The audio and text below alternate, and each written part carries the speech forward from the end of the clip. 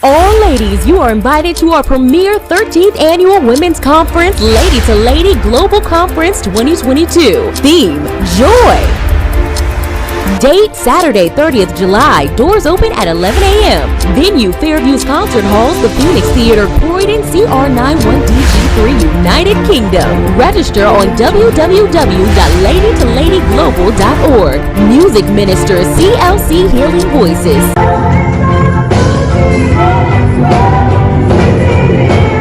Simeon,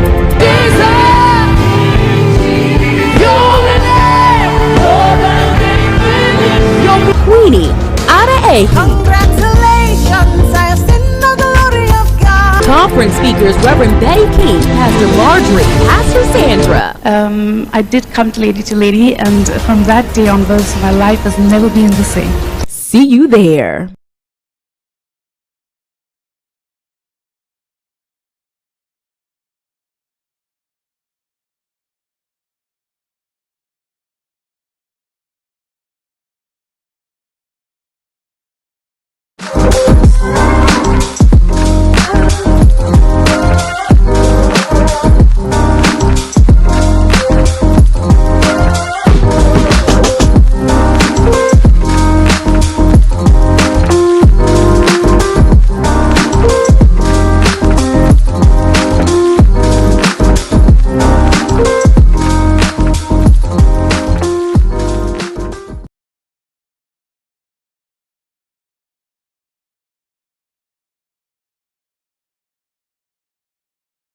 Welcome to Gabby Dave Global. We are a UK-based online e-commerce store, the first of its kind with license to trade in African products. Some of the products are clothing brands and all beauty accessories, hair and beauty brands, natural aphrodisiacs, processed and dried unprocessed food. Our mission at Gabby Dave is to connect African and Caribbean businesses to customers globally. At Gabby Dave, we ensure our sellers get the best deal for their products. We are not just here to help you reach a wider audience.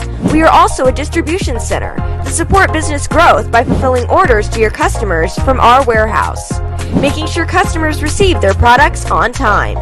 We are inviting all Black-owned businesses to trade on our platform because we strongly believe Africans have a unique brand the customer would appreciate globally.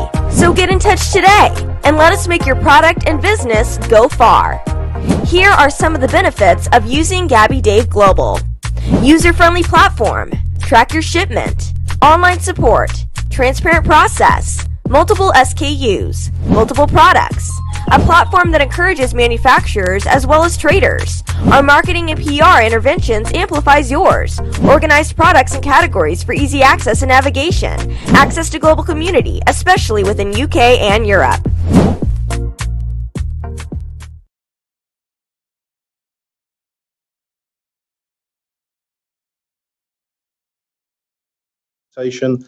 It's something that our customers want. Our customers are asking us for more capacity. So there are a lot of good reasons there, and that we can, make this investment work for us as a business. And how big is the UK in terms of DHL's overall global business? DHL in the UK, all of the divisions together in the UK, I think we're about the third largest country as far as global revenues are concerned. So it's not an insignificant country by any means. I think Germany would be the premier country, of course, with where Deutsche Post is based. And what are you seeing in terms of the operation right now? I mean, presumably you're having to grapple with higher fuel costs. Absolutely. Not just fuel costs, of course, all sorts of other cost of labour, cost of materials, cost of resources. But yes, I mean, fuel costs are growing very, very rapidly, as you know, and we have to react to that, of course. And, fuel is a large part of our costs. In terms of what we've been hearing from some of the major e-commerce players, some of the big retailers, they seem to find life a bit trickier since the reopening of the economy and the end of the pandemic restrictions. Is that something you're necessarily seeing in your business?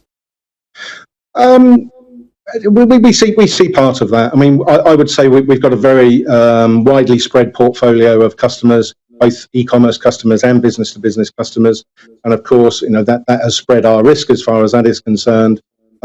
But we're very all sectors of that e-commerce we see as still being pretty buoyant, whether that be homewares, technology, sporting goods, medical products.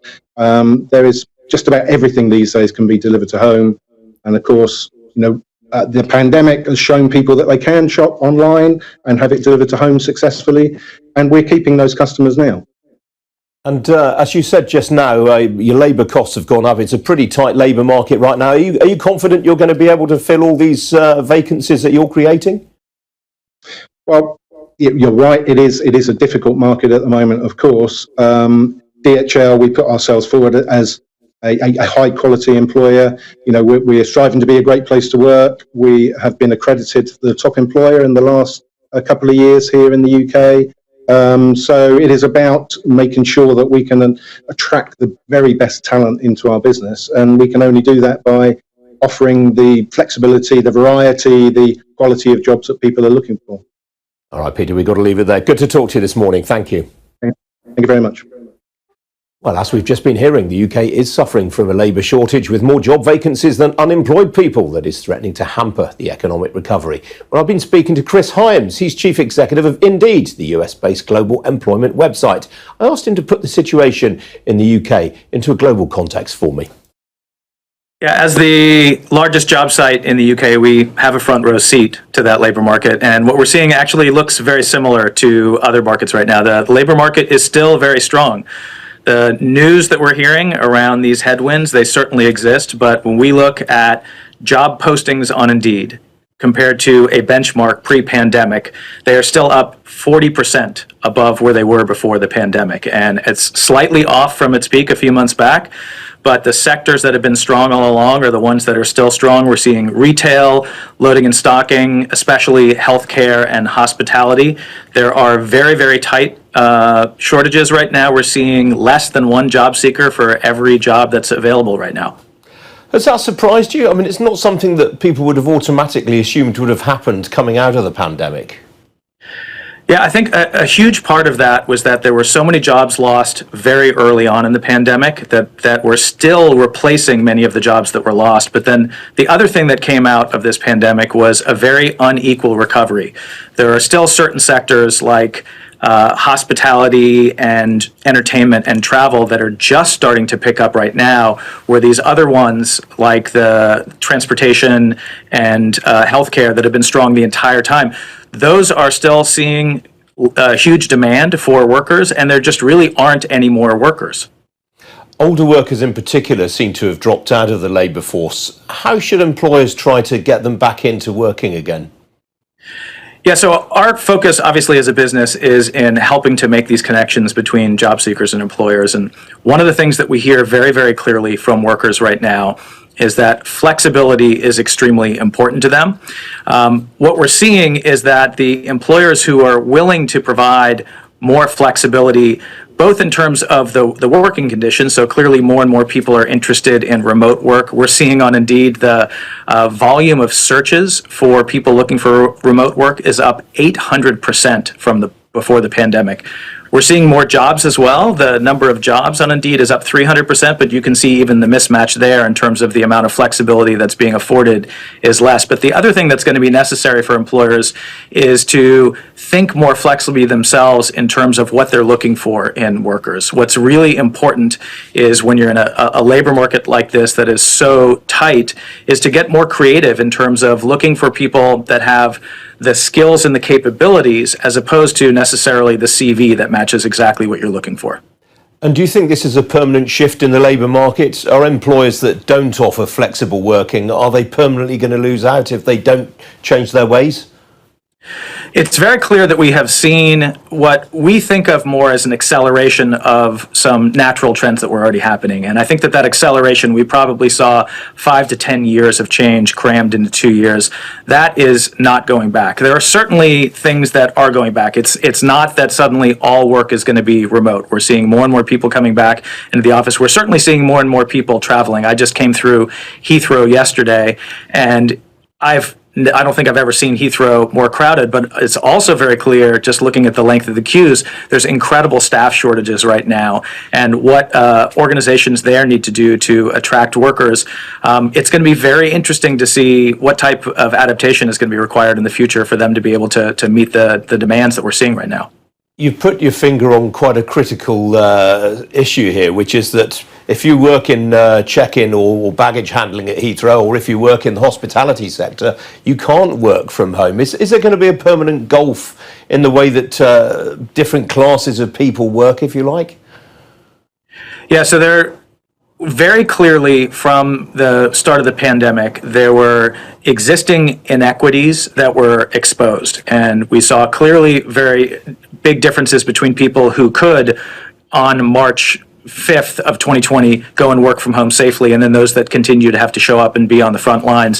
When you dig further down, you see that there's big disparities in terms of the number of women versus men who are in roles that are traditionally able to be done remotely, and also the difference between people who are coming from ethnic minorities. They're much more likely to be in those roles that are on the front line. So what we're really seeing is a set of inequities that have been there for a long time that have been exposed.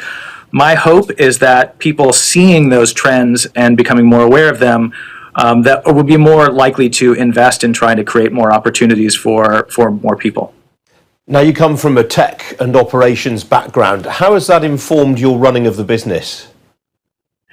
Well, my background is actually somewhat unique. So talking about the ability for employers to look at people with different backgrounds, I've been in tech and operations for 25 years, but I started out teaching high school, and I was a professional musician before I went into that. So I've been through a set of career shifts myself, and I think that the way that I view this actually is informed by all of that. So I look at things clearly from the impact that technology has on society. But I have worked in retail, I have worked in very different industries as well. And so I think about the impact on human beings. And I think that's one of the things that is frequently lost in technology, is people can very easily get sucked into the bits and bytes and not think about the impact of humans. So for me, this is really a big human story. It has been suggested, though, that the recruitment industry has been quite sluggish to adopt technology. Is that a fair criticism in your view? It is fair. HR has always been the last division within an organization to really adopt advanced technologies and data. But what we've seen really is an acceleration again throughout this pandemic. I'll take one example. Indeed, for many years, our focus is on trying to make hiring simpler, faster, and more human.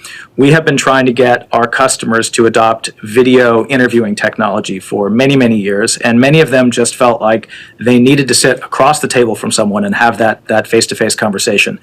In April of 2020, in 1 month from March to April, we saw a 1,600% increase in the request for video interviews on Indeed. And so we pivoted all of our resources. We built a new video interviewing platform, and we've been able to actually get a huge number of organizations, especially, let's take, for example, the National Health Service in the UK, which is a very large, very traditional organization. They're certainly innovative, but they were able to work with us because of their incredible need during the pandemic to completely rework their recruiting processes. We have just come off of a month-long hiring program with them where we helped hire 4,000 people by really eliminating multiple steps in the process, getting them to adopt a different set of criteria for how to look at candidates, how to assess them, how to schedule them, and bring them in and get to that human connection as quickly as possible. And so I have a lot of optimism for the future. Well, that was Chris Hines from Indeed. And still to come here on Ian King Live, we'll have a look at how global markets are doing this Tuesday morning. Don't go away.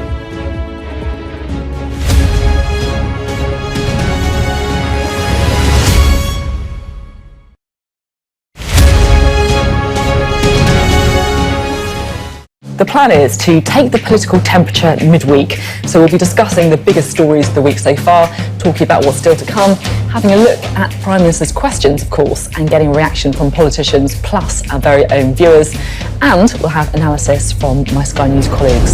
The Take with Sophie Rich on Sky News.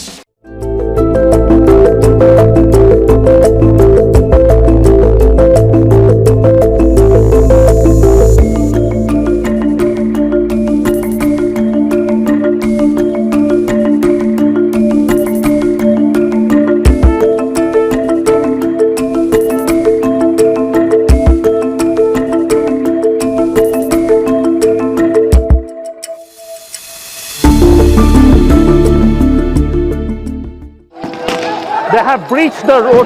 There is a lot of gas being fired all around us.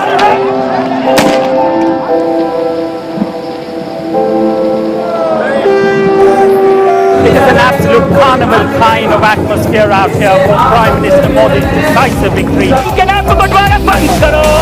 These students are defying the prohibitory order and now they're going to be arrested. We aim to be the best and most trusted place for news. The roads have been inundated. The only way out is to get people by boat. This on any given day would have been bustling with people, but today it's absolutely deserted. I'm Neville Lazarus and I'm Sky's reporter based in Delhi. We take you to the heart of the stories that shape our planet. Mark Stone, Sky News in Washington, D.C.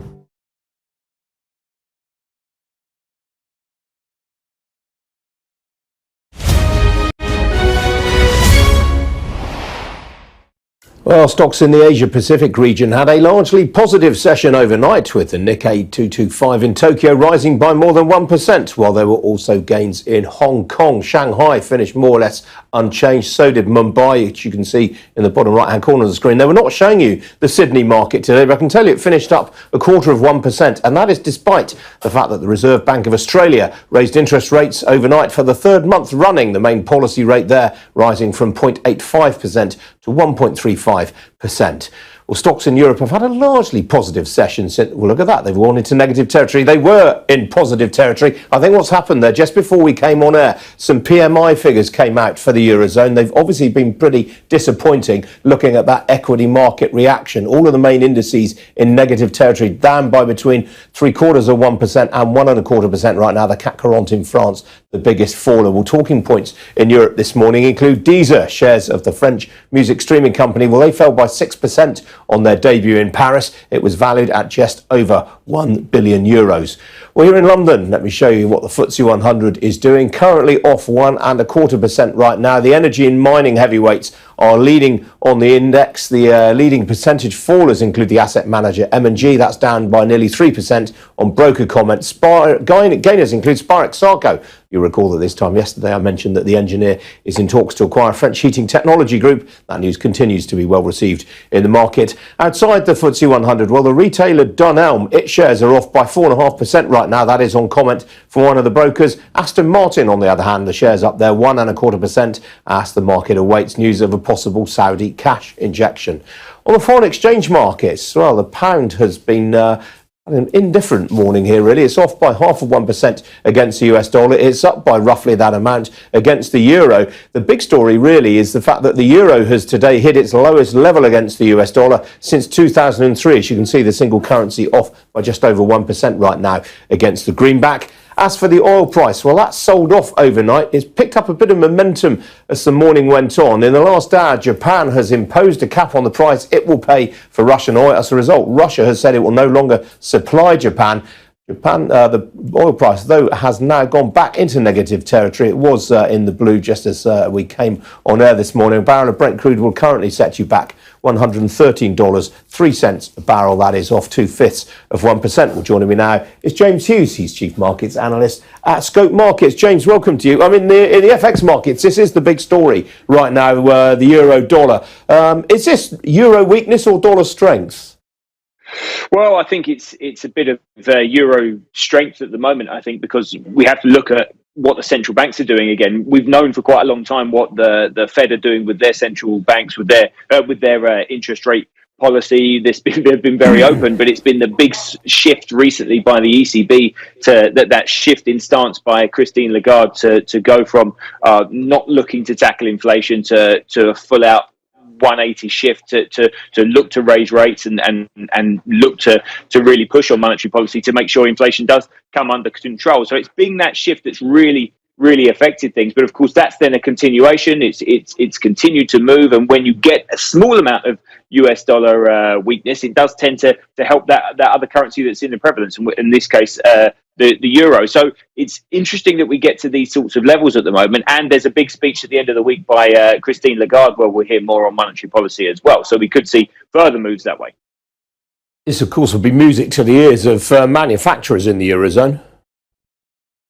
Absolutely. Of course, they've been looking for this for a long time. And if you look at how the euro has been performing recently, or over the last year or so, we had that run of US dollar strength for such a long period of time. And of course, that then came into a situation where we saw the Fed acting from their interest rate point of view. And with the ECB, there was that big divergence between monetary policies, and that, of course, depressed the euro for such a long time. Now this change is obviously for manufacturers is going to be great news.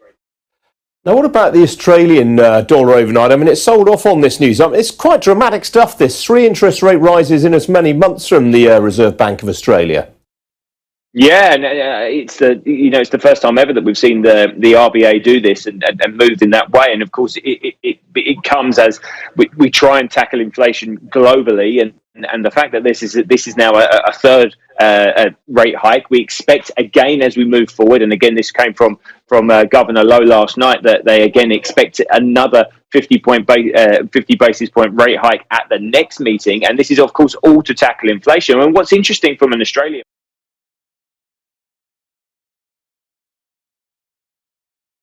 or Google Play Store. The app is free to download.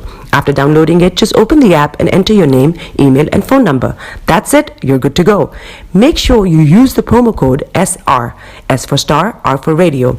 This promo code will give you £5 free credit to send to Africa on your first transaction. Your money will be delivered to your recipient within seconds. Feel free to call me on 0749 7377 647 at any time. I'll be happy to tell you all about SendWave and help you in any way I can. Remember to use the promo code SR for £5 free credit. Medasse.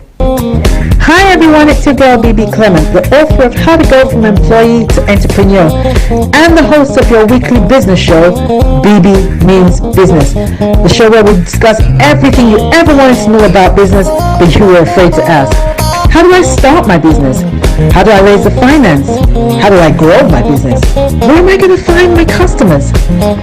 Join me every Tuesday at 1:30 p.m. on Starr Radio UK to get all the information and tips that you need to become a successful entrepreneur and become financially free. Remember, don't let life dictate to you. Rather, put your signature on life. Getting onto the property ladder has never been easy until now. Join us this and every Thursday from 7 p.m. to 8:30 p.m. live on the Property Hour Show on Starr Radio UK, where we talk to mortgage brokers, property developers, estate agents, landlord, tenant, property consultants on how to invest or get into the property business and make money. You can't afford to miss this. The Property Hour Show is your best source into the property industry.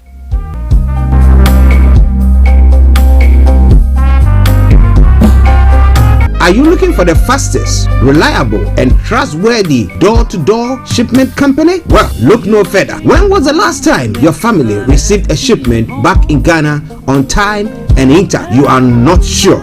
Well, Lamb Shippers, we pride ourselves with being the fastest, reliable, and trustworthy shippers you can use. You are assured of prompt pickup anywhere in the UK by our personnel. They also make sure your items are well packaged to get to its destination in time. When it comes to door-to-door shipment, look no further. Well, Lamb Shippers, contact us on 07939009321 or 07498911820, or you can visit our website www.welllamp.co.uk. You can also drop us a mail, info@welllamp@gmail.com. Well Lamb Shippers, fast, reliable, and trustworthy.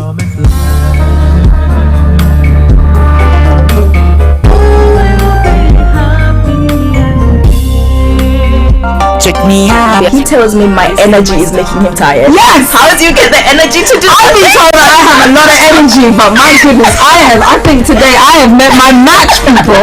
I have met my match, Miss Suzanne. Wow, amazing. One of the things that's the start of the darkness. So what did that? Myself and the Wagner just. And 2019? Forget the proverbial boardroom. Join me, Simone Frazier, on The CEO, the program that gives you the driving seat over your life. Every Tuesday, 8 p.m. only on Starr Radio. Hi there. Are you dreaming of owning your own house in Ghana? Then you will need a well-documented piece of land that is free from troubles. I highly recommend My Africa Property for any size of land that you will need. With My Africa Property, lands are available in Pram, Sopoli, Tohenia, Ogome, Dodova, Winneba, and many other locations at affordable prices. These locations are about an hour away from the airport, only 35 minutes from the motorway, 10 minutes drive from Central University College, 10 minutes drive to the beach, and close to Pram Senior High School and Ghana Men's Soccer Center of Excellence. For more details, visit our website www.myafricaproperty.com or call our UK office on 0208 123 2523. For our US and Canada offices, call us on +1 585 184 994145. You can also email us at ghana@myafricaproperty.com. Tune in to On Point here on Starr Radio UK with Empress Regina every Monday at 5 p.m. GMT. Looking forward to your company. Show them you got the cocoa set. Ladies and gentlemen, it's your boy Harry Song, aka Mr. Songs. This is the Kingmaker Baba for the girls. We're here. This is Starr Radio. We don't go nowhere. UK, London. We they call them London for who? We're here. We they call them London. And I sabi you know. Just have fun and stay blessed. Hi there, this is CJ Buckman, your life coach. And whenever I'm in London, I listen to Starr Radio UK right here. But guess what? You can listen to wherever you are. The best radio show. Broadcasting worldwide, online 24/7. All around the world. In your car. At work. At home. On your smartphone. This is Starr Radio UK. Are you ready to turn it up? 10, 9, 8, 7, 6, 5, 4, 3, 2, 1. Your heart is aching. Smile even though it's breaking. When there are clouds in the sky, you get by. If you smile through your fear and sorrow, smile and maybe tomorrow you find that life is still worthwhile if you just smile. Hey, this is Archie and you're listening to Starr Radio.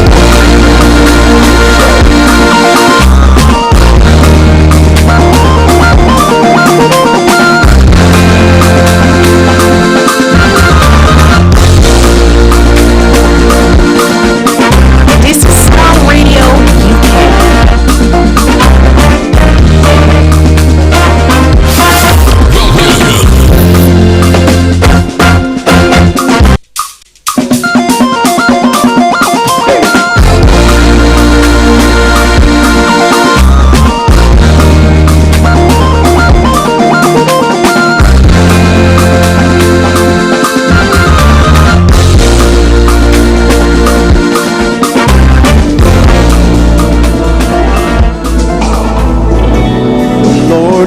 Testify you reign, you reign, you reign. This is Starr Radio. In your car. At work. At home. On your smartphone. You reign, you reign, you reign, you reign. Can we do the old This is together? Starr Everybody. Radio UK. Starr Radio. Radio for the people, by the people. You reign, you reign. You are listening to Starr Radio Morning Show. Lift your voice and sing it all. You reign, Lord. You reign, you reign.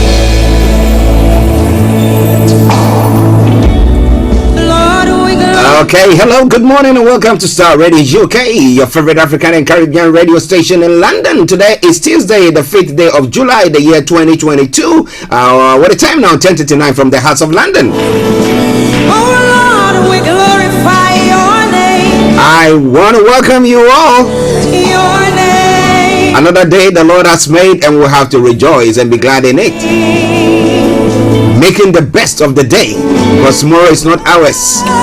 Now that we have today, what are your plans? What do you want to do? The good book says, commit your ways into the hands of the Lord and he will cause your heart desires to come to pass. Have you done so? If not, it's just a word of advice. Alright then, so let me say good morning, good afternoon, good evening, good dawn to you wherever you might be across the globe. Those of you on other planets as well, hello, welcome to the show.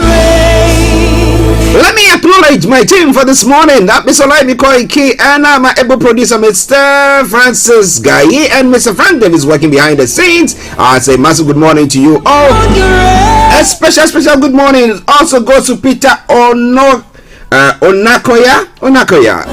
Yes, Peter, good morning to you, and a special one as well. Peter says, Eku Eto to you too as well, wherever you are. And to the one and only, let me bring you that one as well. Sahid Abiodun, good morning to you. He says, Yoruba Nation now, no going back. Well, on that note, I say welcome to the show. Good morning to my brother Felix all the way in Aberdeen. To my brother in the U.S., Chicago, Illinois. You know, yesterday when I heard about the shooting there, I had to quickly call him. He said, oh bro, we are doing well. Mr. Isaac McKeever and your family there, I salute you all. On out McKeevers, yes, the cousins of mine there, I salute you. Come on, Haven in Minnesota, good morning to you. Anthony Adedeji, all the Americans, good morning to you. Especially good morning also to those of you who listen and watch us in the Caribbean area or the South American area or the Canada area. I salute you.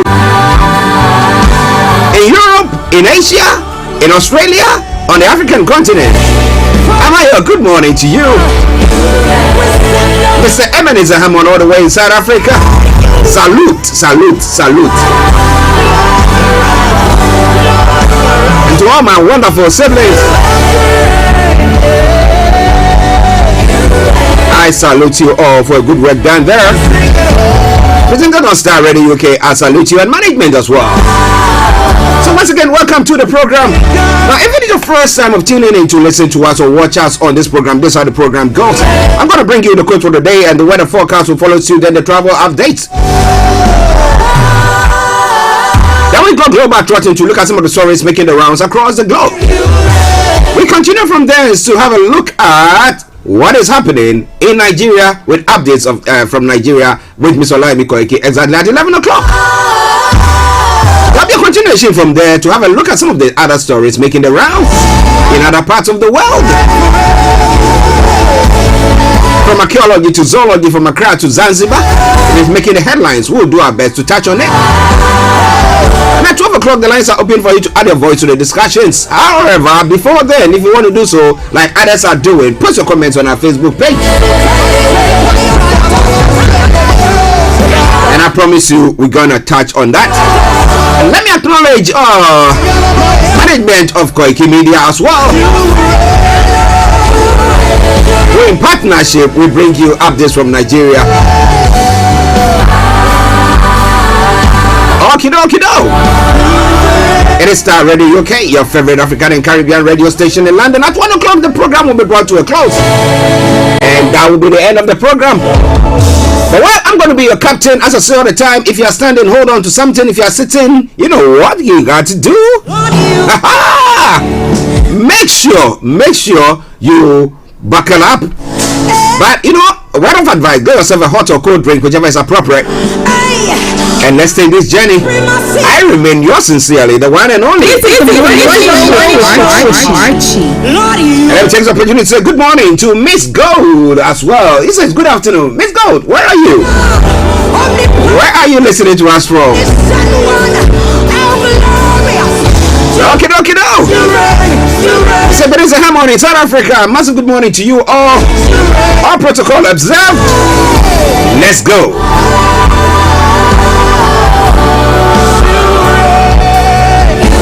The quote for the day says the depth and strength of the foundation of any building will determine the height and stability of the building. And how true is that? So if you dig shallow, and that's going to be a foundation, and you want to build skyrocket, or high-rise building, I tell you that just a matter of time, a little storm, and the building will come collapsing or crashing on the ground. So you do diligence to what is beneath, and then what is above will be able to stand. Okay, Starr Radio UK. Something coming from Sisi Bedu featuring Sandra Kakra Boachiduya. And it says, you rain. May God rain in your life this morning. And let me hear a big amen for that. Alright, now let's move on to the weather front. How is the weather wherever you are listening to us from? Okay, Miss Gold. Yes. So you're listening to us from United Arab Emirates. Good one there. Thank you very, very much. And I hope the weather is not too hot there. You tell me that actually you are joking, right? Alright then. So let me tell you what the weather is like here in the UK. And then Miss Gold, you can tell me what the temperature is like where you are as well in the UAE. Now when it comes to London and the southeast of England, this is how the weather is going to be for you. Now it will continue cloudy into this afternoon now with the odd spot of rain, light rain. As the evening approaches, cloud will fragment in places, turning dry with some late sunshine in places. Now tonight skies will become largely clear. Now towards dawn, some variable cloud will begin to develop from the north, but it will remain dry throughout the night. It's all coming your way from Starr Radio UK. The top temperature is going to be 22 degrees and low is going to be 12 degrees. Pollen level is going to be high, UV level moderate, pollution low there as well.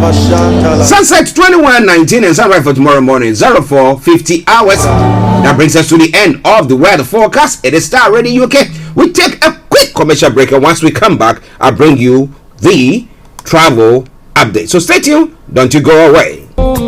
Hi everyone, it's your girl BB Clement, the author of How to Go From Employee to Entrepreneur and the host of your weekly business show, BB Means Business, the show where we discuss everything you ever wanted to know about business but you were afraid to ask. How do I start my business? How do I raise the finance? How do I grow my business? Where am I going to find my customers? Join me every Tuesday at 1:30 p.m. on Starr Radio UK to get all the information and tips that you need to become a successful entrepreneur and become financially free. Remember, don't let life dictate to you. Rather, put your signature on life.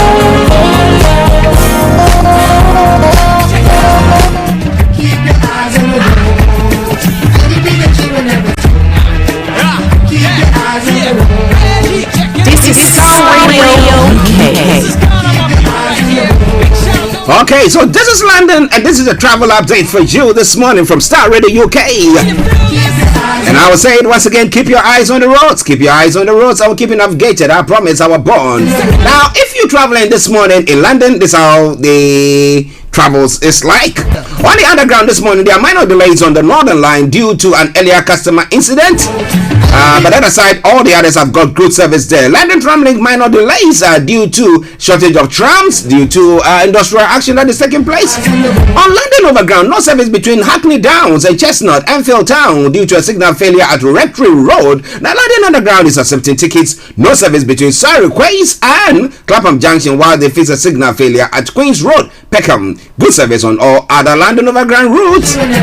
Now keep your eyes on the roads. Keep your eyes on the roads. I'll keep you navigated. I promise. I'll born the Starr Radio UK travel update that comes away every weekday from 10:40. It's now 10:48. I'm moving on straight to the major roads in London. This is how the major roads in London is panning out today.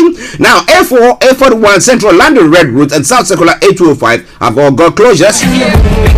But A20 has got serious delays. If you can avoid that, do your best to avoid it. That aside, all the others, no exceptional delays. But keep your eyes on the roads. Let's move on straight to the river bus. Those of you who want to use that means of transport, one of the most reliable ones in London. I recommend that. But apart from the Woolwich Ferry that's got special service, all the others have got good service. But keep your eyes on the roads. Keep your eyes on the roads. I'll keep you navigated. Now, the final segment of the travel update, that's the National Rail. On the National Rail this morning, First Trans-Pennine Express, Gatwick Express, Northern, Great Northern. Okay, let me take it again. First Trans-Pennine Express, Gatwick Express, Scott Rail have all got special service. So when I come to Great Northern and Thameslink, they've got severe delays. And I've got Southeastern that's got minor delays, so watch out for that. That aside, all the others have got good service there. And on that note, once again, let me say it.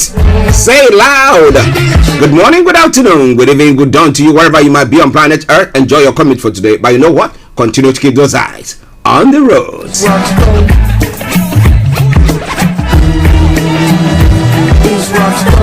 All ladies, you are invited to our premier 13th annual Women's Conference, Lady to Lady Global Conference 2022. Theme, Joy.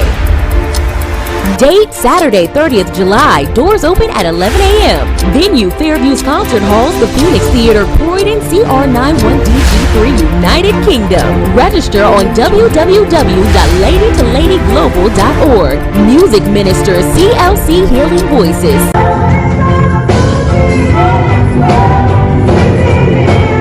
Simeon.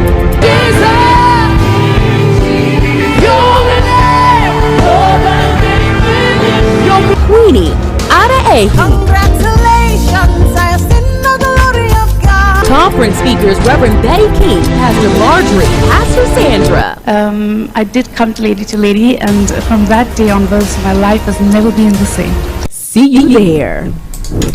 Welcome back to the program. It is Starr Radio UK, your favorite African and Caribbean radio station in London, bringing the time now to 9 minutes to the top of the hour, and it's time for Global Trotting. So wherever you are tuning in to listen to us, don't tag it down. Yes, get yourself comfortable and let's do it together.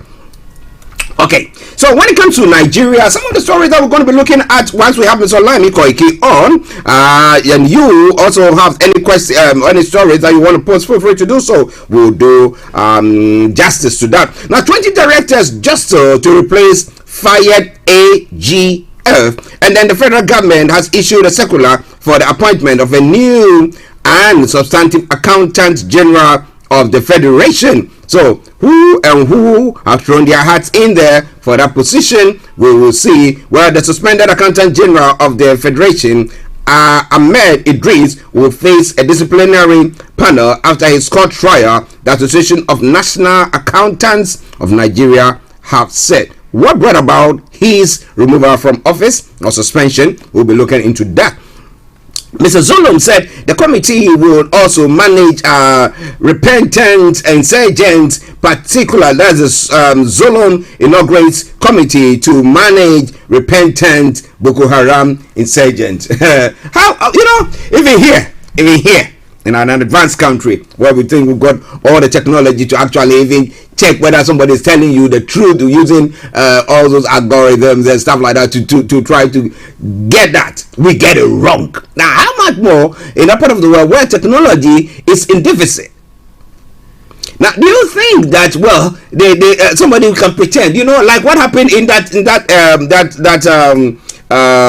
shooting that took place in one of the Catholic churches? Is it in Osun State? About 3 weeks or a month ago. Now you look at such things where people come in and pretend as if they are something that that they're really not, and then instead of we try to manage them and get them in. Well, I hope that they get it right this time around, so people don't just fake it and come and kill themselves. But we'll be talking more about that once we have Mr. Olayomi Koiki on. There's a lot of other stories making the rounds there that we'll be looking at as well. But looking at other parts of the world and looking at some of the stories making the rounds there, let me quickly touch on that. Oh God, Miss Gold says that it's over hot in the United Arab Emirates. My goodness. Well, Miss Gold, make sure that you get some nice cold drink then and just chill out. Take it easy. I know you have to work, but take it easy. At times we need to do that. don't we? We'll do our best. Thank you very, very much. All right then. Now moving on straight to some of the other stories making the rounds in other parts of the world. Formalities to declare Dome Kwabenya's seat vacant put in motion. Now they are on the path or the mission to get rid of this lady. But do you think it's going to work out? Sarah Adwasafo MP for Dome Kwabenya constituency. What are they trying to do? Well. It is Starr Radio UK. Now, some other stories making the rounds still in Ghana as well, or on African continent. TUC, they said we will resist any IMF conditionality that will affect us. Now we know that the IMF delegation are going to arrive in Ghana today, and then tomorrow they will start the negotiation. There are some quarters that are saying that the president is going to be involved in the negotiation. Okay, the question is, what are they going to say that you have to cut down, or what disciplinary action are they going to put across? Financial discipline, of course, I mean. Well, we'll be looking into that. Floods in Accra again amid heavy rains. Those are some of the stories making the rounds in Ghana. Now moving on straight to other parts of Africa as well. Ding dang dang. Please use water cannons on students protesting. That is not on Africa, that is in Chile. Now Sudan's military leader clears the way towards civilian rule. I'll be bringing you more on that front. Would that bring down or arrest the situation where there are all these demonstrations and also that seem to be happening? Whoa. Peter Obi, you nothingness destroyed Nigeria. The Labour Party chieftain has blasted Kwankwaso. Well, the nothingness for Nigeria, Peter Obi is saying that. Well, I'm not going to pan out for him when it comes to the elections, because they thought that he was making headway in pole position. This and a lot more we're going to be looking at in other parts of the world as well. Yes, suspect arrested over 4th July mass shooting. They talk about that, where I had to check on my cousin there who lives in Chicago, Illinois. Well, he told me that this is something that they see all the time. Now, who are the Nordic terrorists wanted by Turkey? That is the situation, because Turkey wants some Nordic terrorists. They think that, well, because of them, they are not going to allow some of the Nordic countries, former Russian countries, to join. They're going to put a spanner in the web if they get it or joining the NATO. Now, who are they? We're going to be looking at that. And who are they looking for? Who they think that these countries are harboring or housing or homing them. Okay, it is Starr Radio. How the U.S. Supreme Court is reshaping America. We'll be looking into all those stories as the program unfolds. In the UK front, number 10 is telling truth about Pincher. No, number 10 is not telling the truth. So what does the Prime Minister know? Now, you know, the Prime Minister is somebody who gives people a second, third, fourth, fifth chance, because he also gets that. So now people are trying to give a dog a bad name and then hang him. So they hang it. So that's what they seem to be doing. Now, because some of the backbenchers of the Conservatives want to get rid of Boris Johnson, they are doing all. But yesterday I did pose the question that if it happens that Mr. Pincher, who pinches, decides to step down, and now his seat becomes vacant, and there is supposed to be a by-election. How is it going to pan out for the Conservatives, especially looking at the two by-elections that the Conservatives lost? Is that why the Prime Minister is doing his best to protect him, so that at least, even it's no more the deputy chief whip, but at least he still holds his seat? And then that will stop a by-election from taking place. That could bring about the judgment or the final straw that will break the back of Boris Johnson. Now, you want to know more? It is Starr Radio UK. It is your favorite African and Caribbean radio station in London. We'll be looking at this and a lot more. So wherever you are, don't you go away. Enjoy this song. And it is from who? Yes, Sisi Bedu. He seems to be my favorite now. And this one says, Otim Hoda. He is everlasting. Enjoy it, and I'll be with you in a moment once we have Mr. Olayomi Koiki.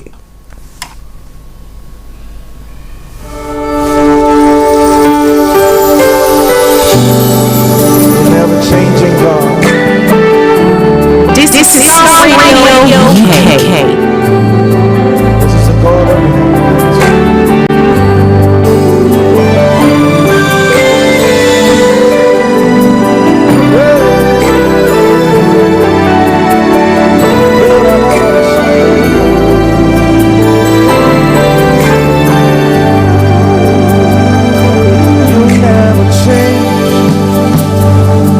You're still the same.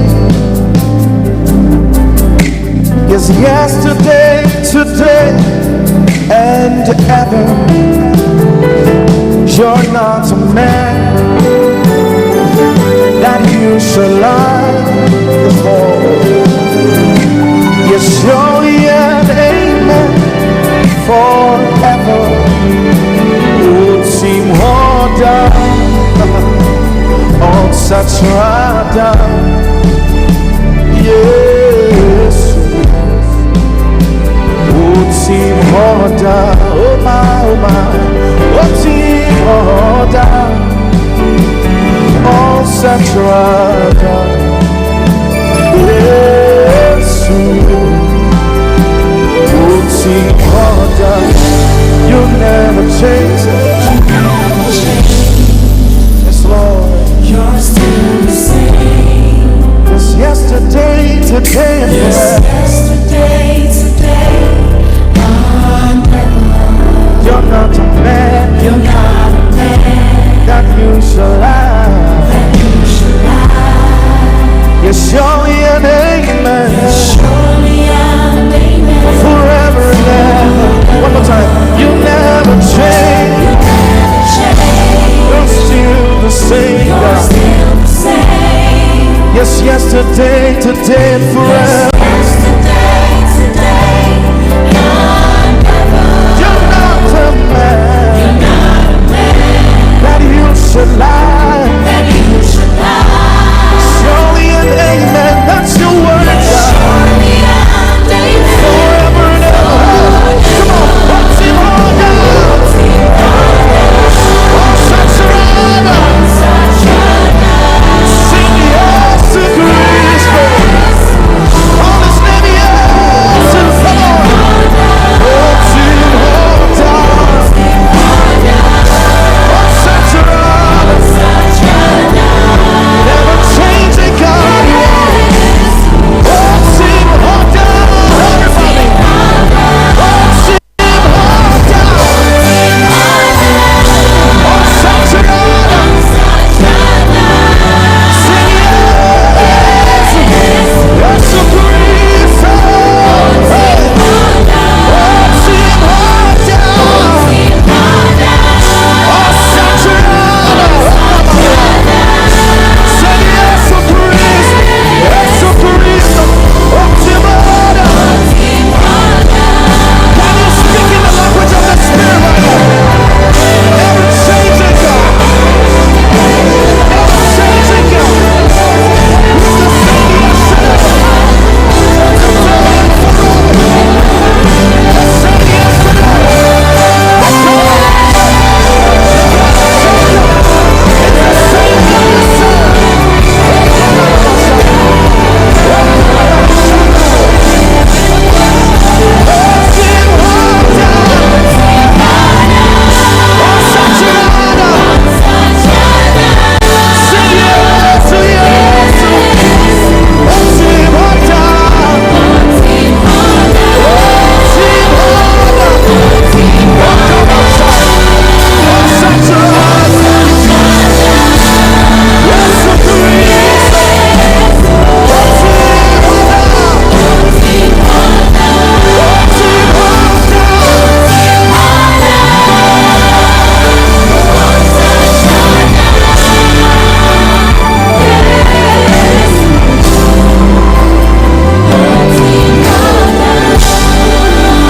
Okay, so that is Otin Hoda. He is everlasting. From everlasting to everlasting, he remains the same.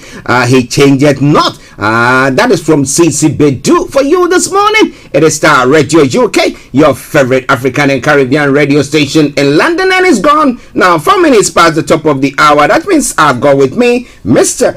Olayomi Koiki, who has joined in. But before I put him on, let me bring you this quick announcement, and then we look at what is happening in Nigeria this afternoon on the BB Clement program. That's BB Means Business. Yes, she will be hosting Dr. Carlton Brown, who he's been working 20 years with the FTSE 100 250 as well, and they'll be looking at the Black Entrepreneur Report 2021. How many of us of the blacks are actually making it? Well, do we support ourselves the way we're supposed to do? You look at other Look at other continents. I mean, but they might be living here and stuff like that. You look at the Asians. You look at some of them, the way they support themselves. Look at the Caucasians. Look at how they support themselves. But we seem not to be doing. What we seem to be doing is to be cutting ourselves short or doing our best to upon our neighbors. But well, I hope that is not what you're going to be doing, and that is why Starr Radio UK is going to bring you that program this afternoon exactly at 1:30. It's in all preparation towards the Black Entrepreneur Conference that's taking place this weekend. But well, I've now got to go to our North London studios where I've got Mr. Olayomi Koiki. And Yomi, let me say massive good morning to you. Well, it is a very good morning from this part of the globe in North London where we are. I say good morning to all our listeners and all our viewers and those that are watching us, because that's the beauty of the technology. We are literally being watched as against being listened to when radio used to be radio some almost 3 decades ago. It's 6 minutes past exactly 11 o'clock. It is the 5th of July 2022, and I say welcome as we're about to go into some of the updates coming out of Nigeria again this morning. Yes. How are you doing, sir? Well, I believe I went to bed early yesterday, so I had enough, energy and enough rest. After, the weekend, I was quite, a very tight schedule back to back, especially with a lot of activities, that took place. But I'm doing very well. It is a bit calm. As we know, most children are in school, apart from those that start in the middle of the day, which is about 12 noon. But again, I'm doing very well. That's good. Thank God for that. Yes, listeners, Mr. Olayomi Koiki, and we are going to bring you updates from Nigeria. This updates comes your way every weekday from exactly 11 o'clock. We'll bring you that. But it's part of the morning show that starts from 10 o'clock. Yes, so join us any of the weekdays. But there's a special slot where we look everything Nigeria, okay, and looking at particular communities, and that is on Wednesdays exactly at 18 hours BST or UK time. Let me put it that way, UK time. So whenever it's UK time, 18 hours, check it, and that's when Niger Voices comes your way. It's hosted by Mr. Olayomi Koiki. Okay, and now let's go to some of the stories that is made the rounds. Now this pertaining to 20 directors who are jostling to replace the fired Accountant General of the Federation. Now, what happened to the Accountant General for him to be fired in the first place? Well, nothing more than, again, he was suspended, for allegation of corruption charges. There's quite a lot of, different sectors in Nigeria, that tends to be, as corrupt and has made the lives of millions of Nigerians. Not literally this particular government. We're talking about, as far back as the beginning of what we say the 1999, military decree constitution that was enforced on the civilians, as they were coming back after, the whole saga of the 1993 election. So looking at, this particular Accountant General of the Federation that has now been suspended, Ahmed Idris, according to what we know, he was suspended by the Minister of Finance, Zainab, just last month, 18th of May, for allegation bordering to the tune of 80 billion naira fraud. Is currently now being prosecuted by the Economic Financial Crime Commission. These are just as much as so many money that could have been used to make payment to the university student lecturers, the university lecturers, where the students are still going strike as we speak today, and as so many dilapidated general hospital, schools, the road network, where people died for negligence and all sorts. But where is the money is the question, and what has the money been used for? Is the money still in Nigeria, or is it somewhere again in the United States? That is the question. And where is the money is the question, and what has the money been used for? Is the money still in Nigeria, or is it somewhere again in the United States? That is the question. And where is the money is the question, and what has the money been used for? Is the money still in Nigeria, or is it somewhere again in somewhere in Europe, Asia, or America, where properties has been bought. And these are the questions, especially when we talk about billions of naira that have moved out of the continent that should have been used for the masses. Well, listeners, it's quite interesting. Now, I talk about equity. Now, he who goes to equity must go with a clean hand. But this is a case where the one who is sitting in equity himself, trying to do everything, is rather soiled his hand. Or is it something to do with people trying? You know, people who try to give a dog a bad name to hang it. Okay? Now, they think that maybe he's trying to scrutinize what is going on too much. Maybe he's trying to make the government not popular enough, and then therefore they'll try to find ways and means. If I accuse you of that, you've done this or something of the sort, then the public now comes against you, we get rid of you, and case die. Is there any conspiracy theories there, or you think that it's just straightforward? Well, the question is how many people are involved, because looking at this particular case, there was also one person report in the public domain. I've also associated the removal of Chukwu Yeri Amakwa, who replaced Idris with alleged corruption. A source in the Ministry of Finance alleged that Amakwa was linked to the 80 billion alleged fraud, and the Minister of Finance did not want the EFCC investigation to compromise. The source is now urging the EFCC to now expand its investigative net, as many people in and outside the ministry were involved. I mean, when we talk about money to this tune, this money don't get moved in one go. They get moved, either for a project that is meant to have been used, or sometimes a project that was never delivered in the first place. But the question is, are we ever going to see a system that would work, or could we just say that for those that are also thinking of maybe it is time to come out of Nigeria peacefully, and then we can be able to deal with the corruption? Will you be able to deal with that even after you come out? All these are some of the reasons why some people are saying that if you even leave Nigeria, you probably have the same set of people that will be going into the new nation with you.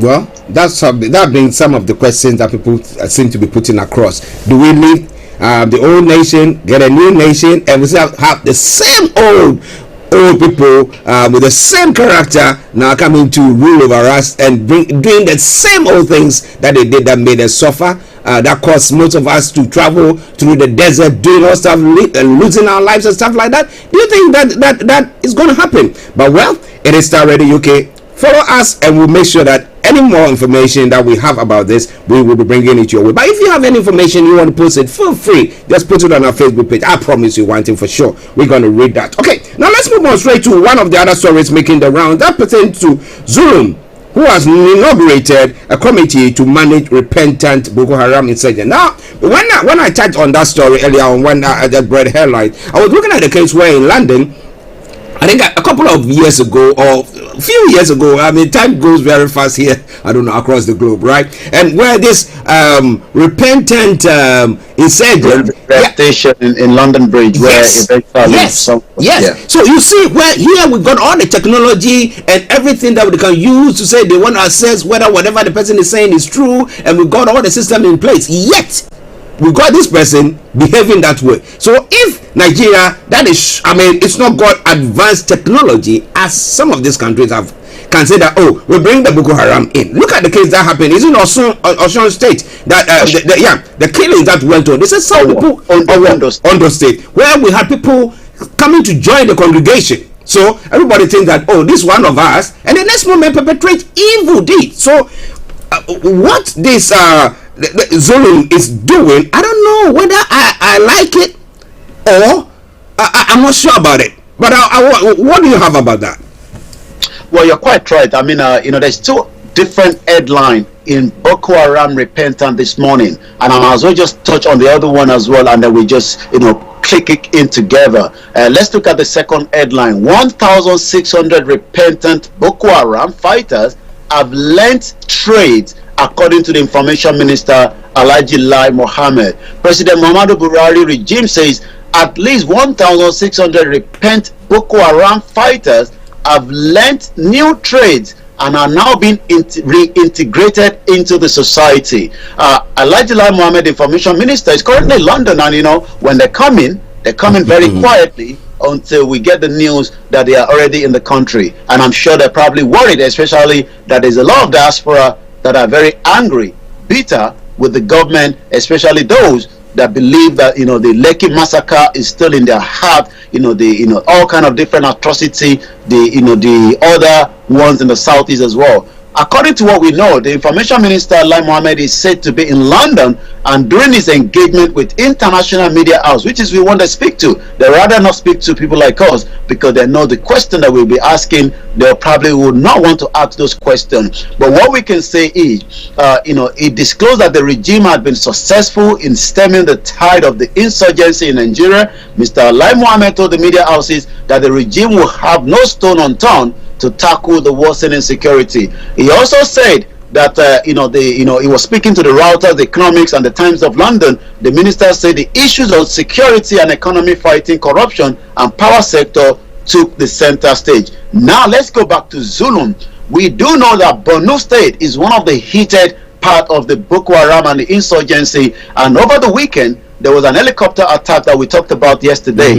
But who are this committee and what will be their role? You were literally talking about a repentant terrorist that was being rehabilitated, eventually killed somebody in London Bridge, as we know. But Mr. Zulum said the committee would also manage repent insurgents, particularly how they would leave their enclave, their rehabilitation and reintegration back into the society.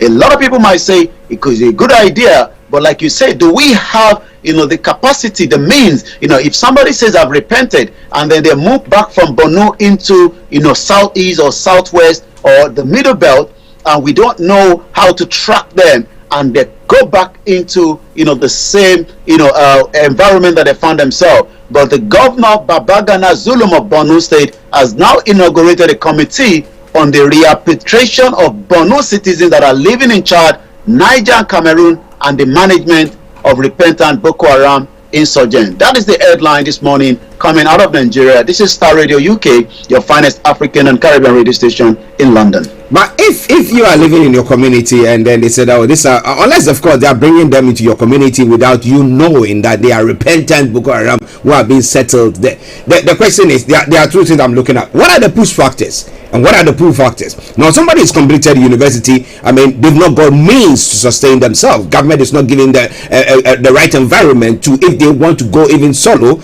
be entrepreneurs. They don't have the means. You go to get loans from banks, and you by the time you say Jack, you will not make the profit to even offset whatever principal money loan that you're going to take. And then, so people like this are enticed by these groups, and then they fall into their hands. Now, government is saying that it's trained those people. Now, in what fields have they trained them? In technical fields, are they going to are they going to get people patronizing their services? So, as to whether government is done enough. Okay, assuming, let's take it that even they actually repented, has government done enough for them to say, okay, this is the life that we want to lead now, we don't want to go back to where or what we found ourselves in that was giving us some money or some way of life? I mean, what do you think? Well, the same government have not been able to, you know, to take care of the average Nigerians. Will probably maybe spend a bit more money, you know, to take care of the repentant Boko Haram. According to, you know, the explanation from Zulum says, you know, even the President Muhammadu Buhari regime has constituted a similar committee on the repatriation of victims of insurgency taking refugee in the neighboring countries. The regime's committee is headed by the Vice President Yemi Osinbajo and will also collaborate with that of Borno State. The governor is now also noting that they are currently challenge of lack of space to accommodate surrendering insurgents, as all the 3 camps provided for them had been filled to capacity. He said the government had discussed with the theater commander of the operation, Hande Kai, on the need to have a bigger camp. But the question is, how do you manage a repentant Boko Haram? And does this repentant Boko Haram has to be restricted to Borno alone, or they still have the means to travel around the country where we do not know what part they will settle in? And what kind of trade are they being learned? Is it mechanic? Is it biology?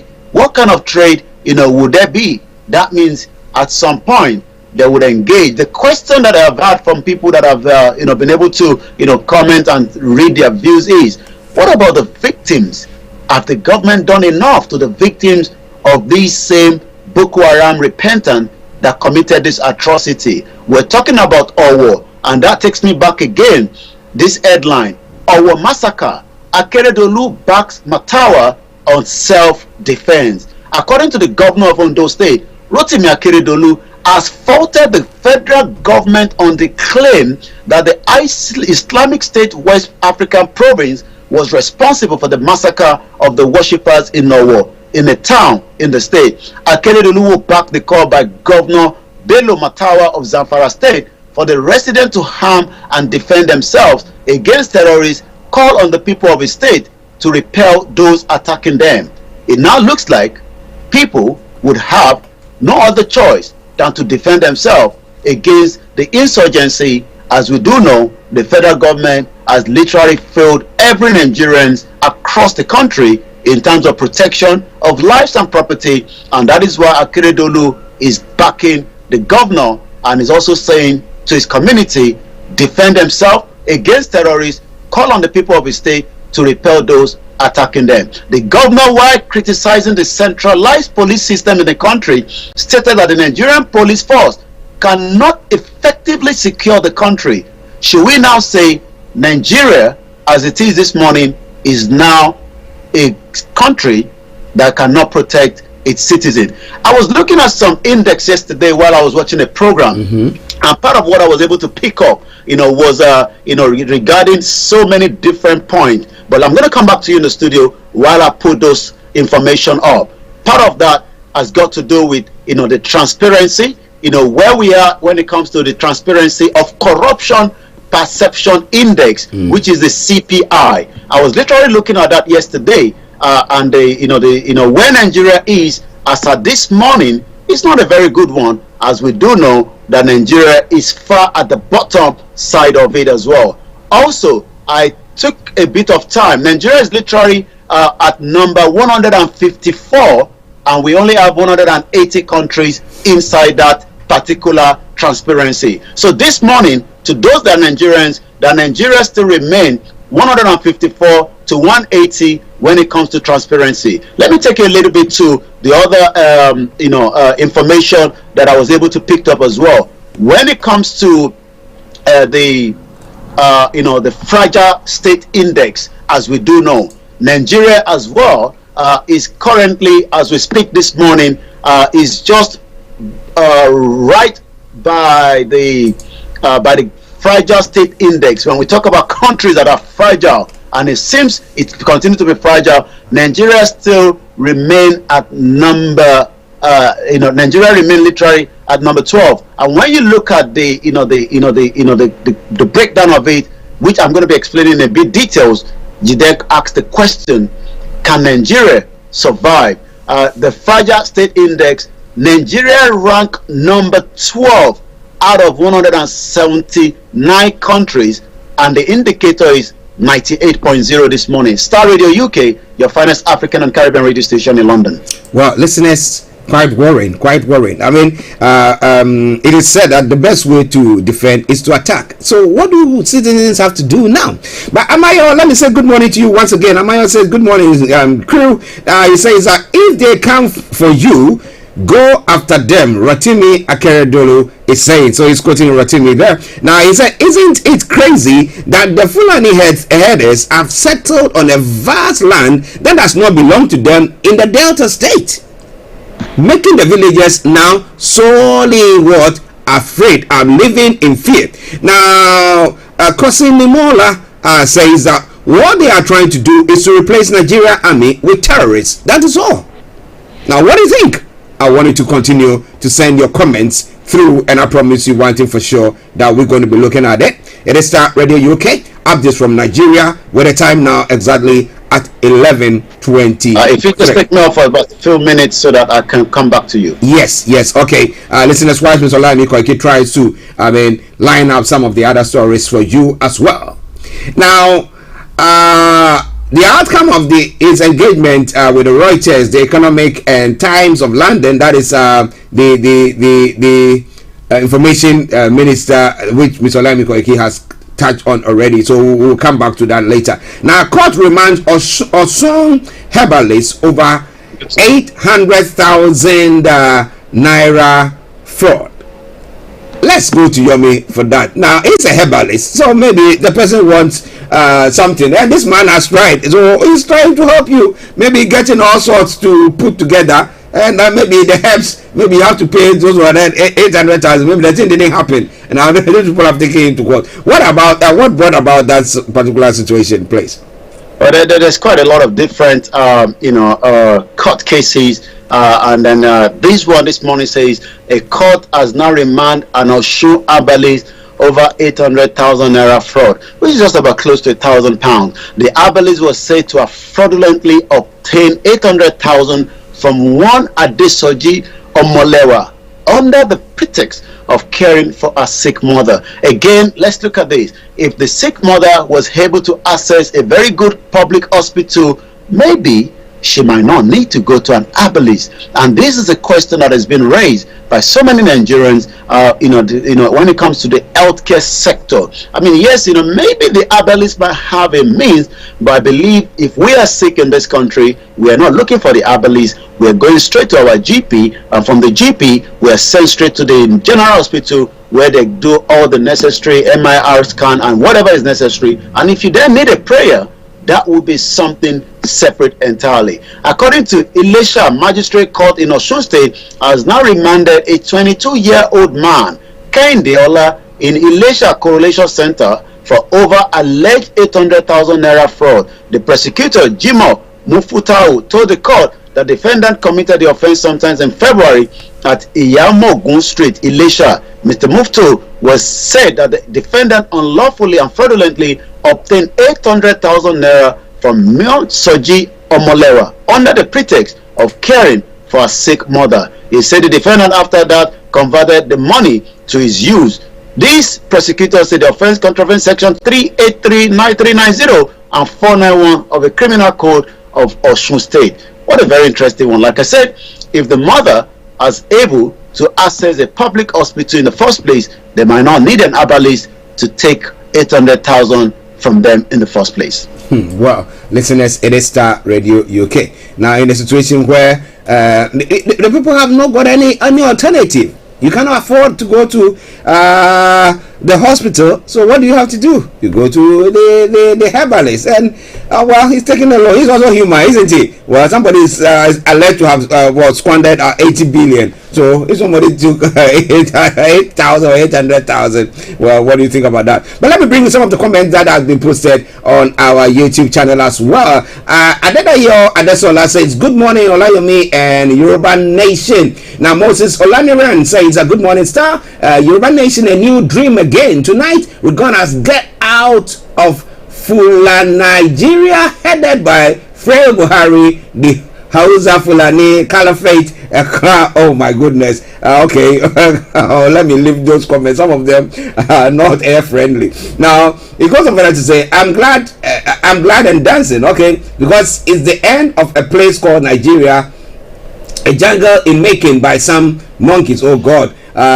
Since 1960 October 1st, and still ongoing. So it's a big shame. Too much corruption. Now Moses Olaniran says, billions of Nigeria like an ocean of water which could have been used to make a country better, and many of billions of Nigeria goes into the pockets of every day. It says, wow. Samson Adenkule says, "Good morning, my brother Olayomi Koiki. Well done." Ayodele Fala, he says, "Nothing can make Nigeria better until they divide it." He goes on further to say, "Nothing can make Nigeria better until it's divided. Yoruba Nation must surely stand." What are your comments? Feel free and post them as well. Star Radio UK, your favorite African and Caribbean radio station in London. Let me go back to Yomi for some more of the stories making the rounds. Over to you, Yomi.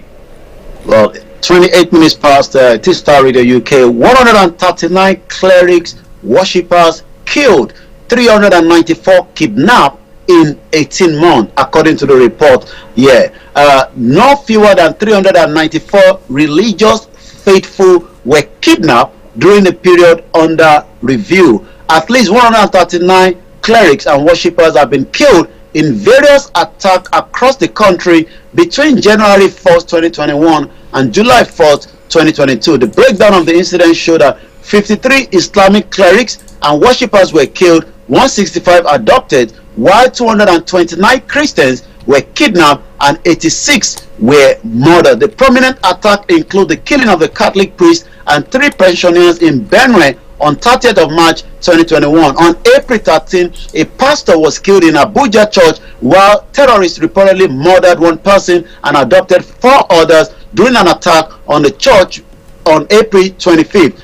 Gunmen also kidnapped 8 members of the Redeemed Christian Church of God in Kaduna on March 26. Also, gunmen kidnapped 50 Muslims on a Maulud procession in Katsina on March 11. On May 10, gunmen stormed a Katsina mosque, reportedly abducted 40 worshippers. In September, 1 person was killed, 3 parishioners were adopted from a church in Kogi State. Furthermore, armed hoodlums also reportedly shot 17 people dead, adopted 18 others from a mosque in Niger State on October, all this last year. Similarly, terrorists were said to have attacked a mosque in Kaduna where they adopted 24 persons on March this year, 2022. A police inspector and 2 others were kidnapped from Ogun State Mosque on April 3rd. On June 4, terrorist men struck Abia, adopted a pastor and his wife, and also stabbed another person, while 40 persons were reportedly killed during the attack on the St. Francis Catholic Church, Owo. Also, on June 19, gunmen were also said to have attacked Catholic and Baptist Church, killed 4, adopted 44, while 21 Muslim pilgrimages were adopted in Sokoto on June 29. In the latest attack, gunmen adopted 2 Catholic priests in Edo, July 3rd, while July 4, suspected terrorists kidnapped another Catholic priest in Kaduna. The chief missioner of Nasarullah Faith Society, Onike Abdulaziz, tasked the government to protect worship centers, also advised religious faithful to be responsible for their security by deploying security cameras, metal detectors, and other security measures. A former imam, Akpo Legislative Mosque, Sheikh Nuru Khalid, said the attacks on the worship centers were a pointer that nowhere was safe in the country. According to the scriptures, people who run away from war saw worship center as a place of refuge. If Nigeria now have the various places of worship being attacked, then we are all in danger, he noted. You can see the catalog of crime, the catalog of atrocities, the catalog of humanity, the catalog of genociders that have taken place in Nigeria. And the question is, who is going to save Nigerians as the international community continue to shy away from the reality on the ground? They continue to shy away from the killings of innocent Nigerians, and that is why those that say we've been part of Nigeria through this fraudulent amalgamation, it is time that we say, let the Yoruba people go, let the Biafra people go. But some say Peter Obi will solve the problem, some say Atiku will resolve the problem. Showore says I can fix the problem, and likewise others are fighting each other into the 2023 election. Let's take you through some other headlines, and I'm going to come back to you in the studio as we look at it. Groups reject El Rufai endorsement as Tinubu's running mate.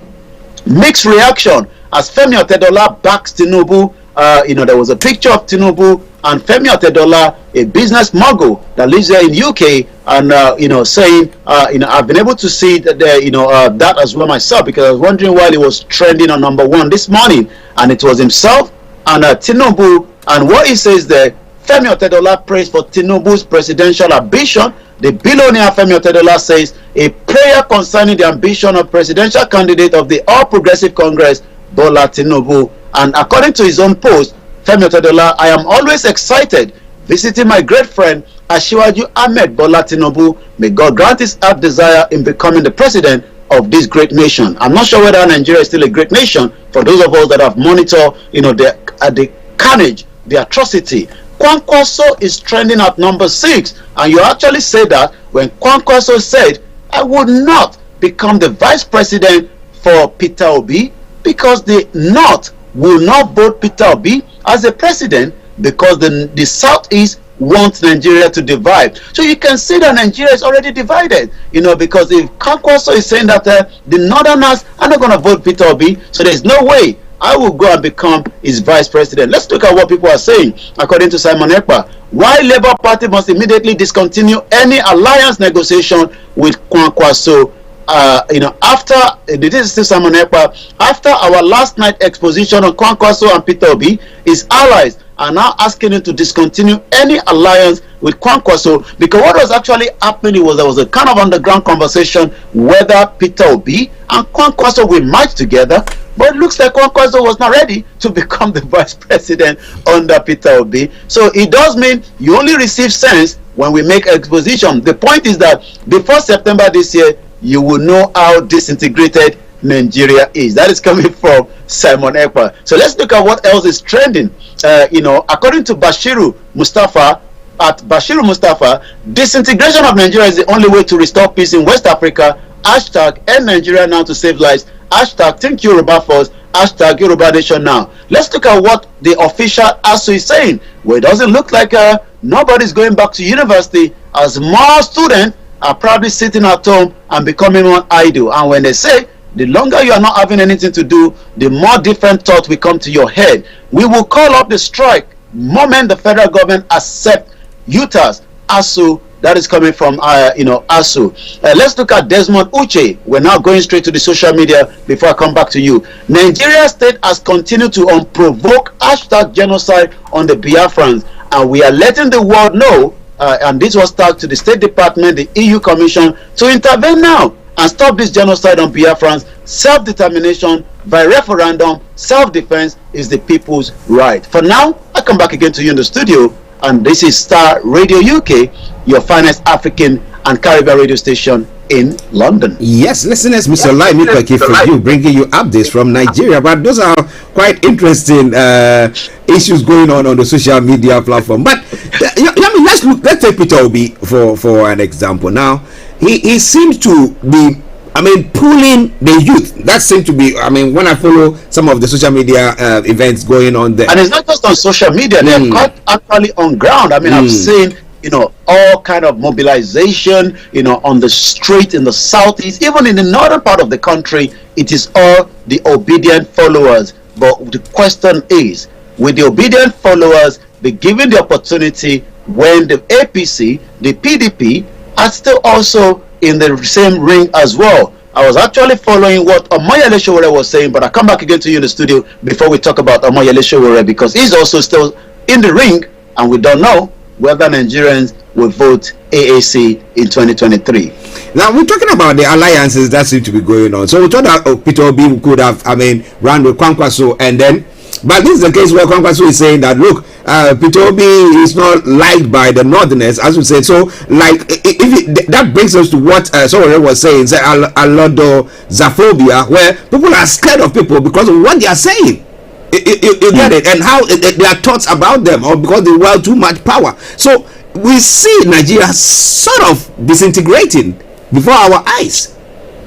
Well, and that again, like I said, I was actually, sent a video of, and this is, someone that I've listened to some of his is Professor James Lindsay, and he actually did a video yesterday, and the headline of that video, says there, Nigeria, a collapsing country. Let's just listen to about a minute out of what he said during that video.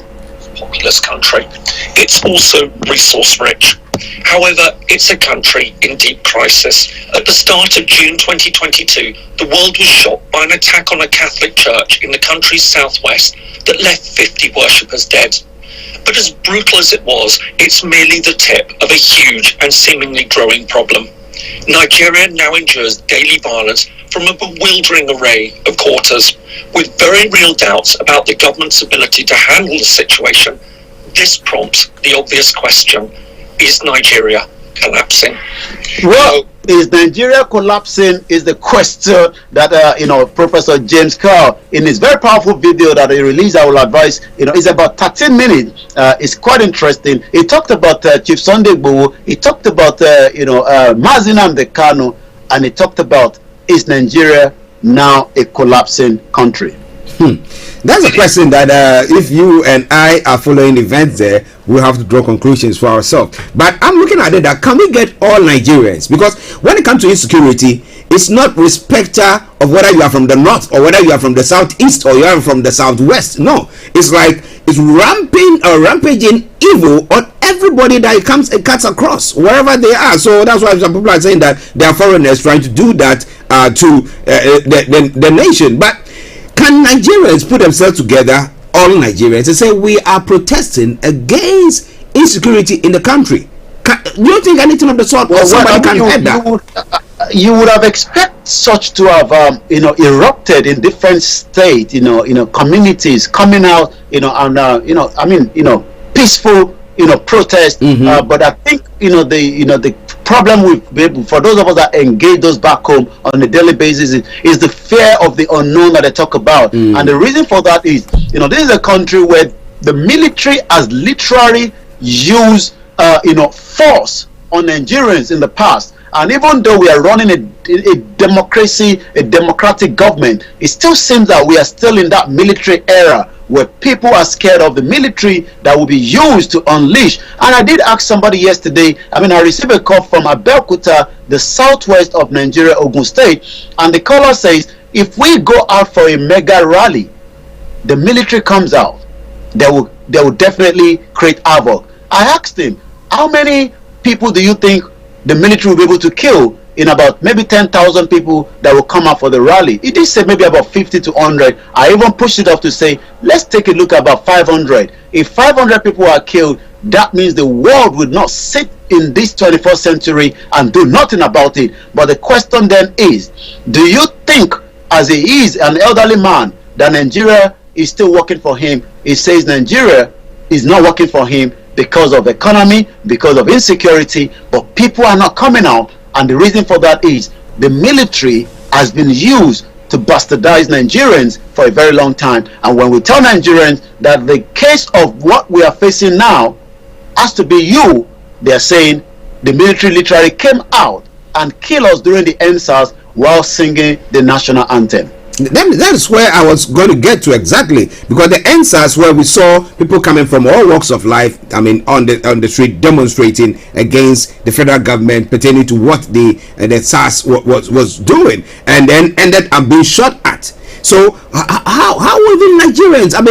Somebody would think that, well, we're going to do that, yes, but I might lose my life, and if I lose my life, if I'm the breadwinner for my family, that means they're going to go destitute, and people don't want to do that. But let's look at something quickly, which one of these days we'll have time to delve deeper into it. The 1999 Constitution, how was it drafted? Do you know? Okay, well, it's quite interesting, because I believe we did ask this question. I think what we're gonna do.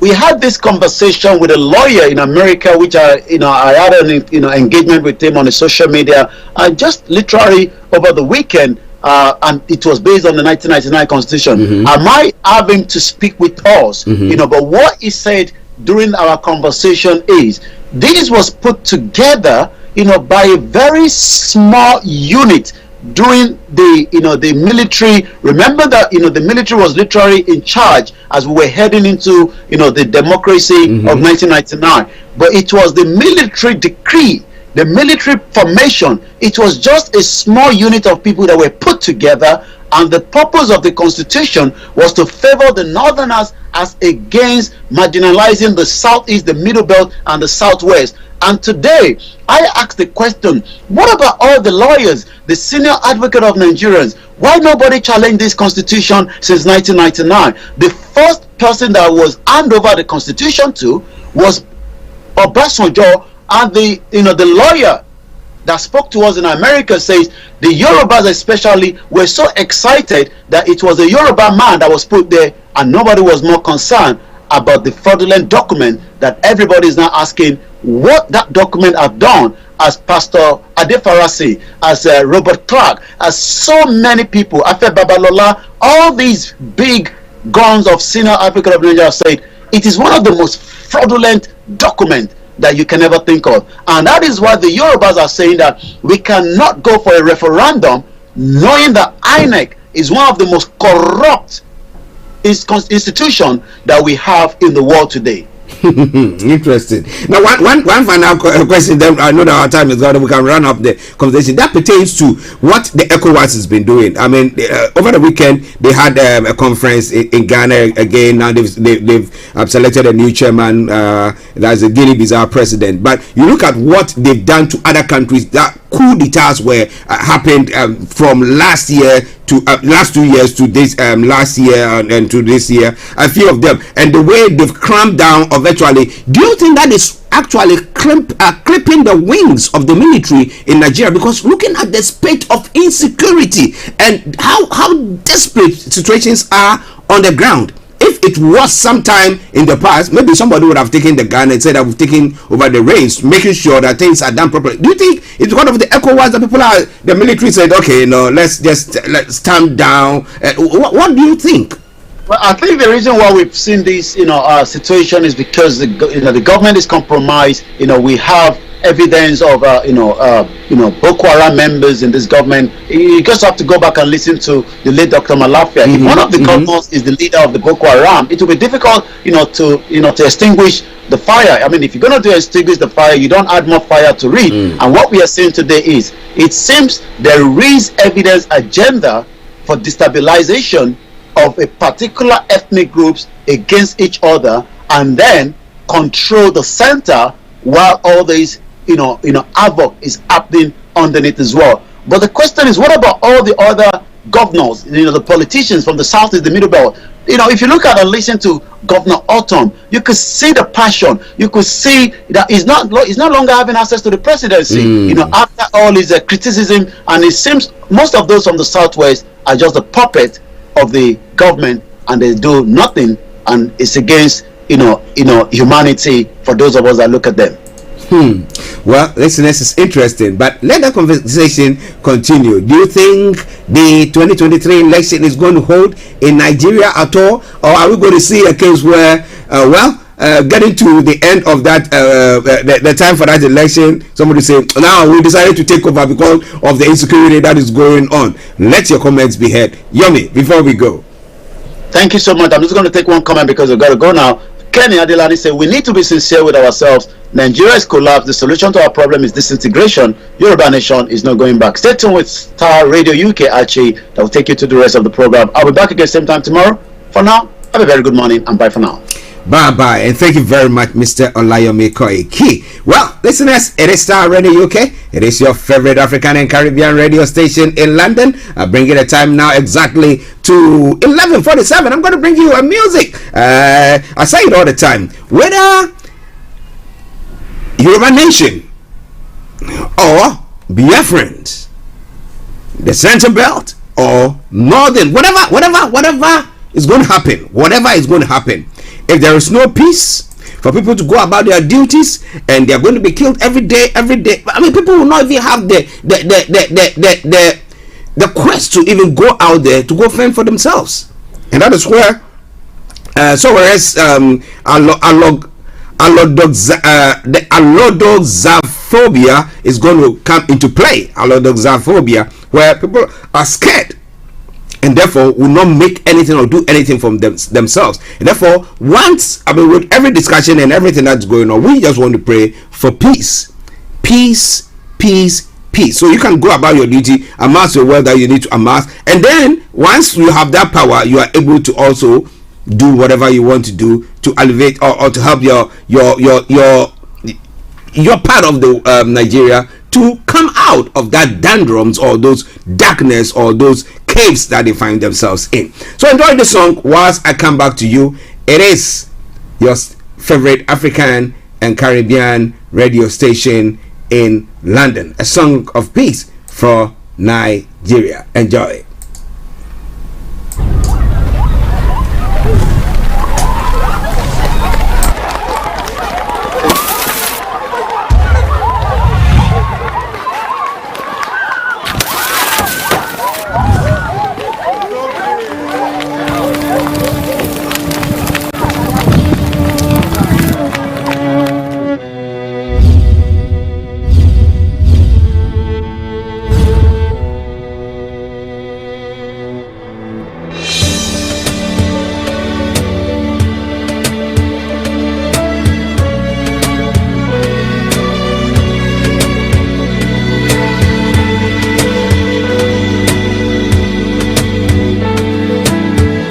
up to an eerie morning, the children playing.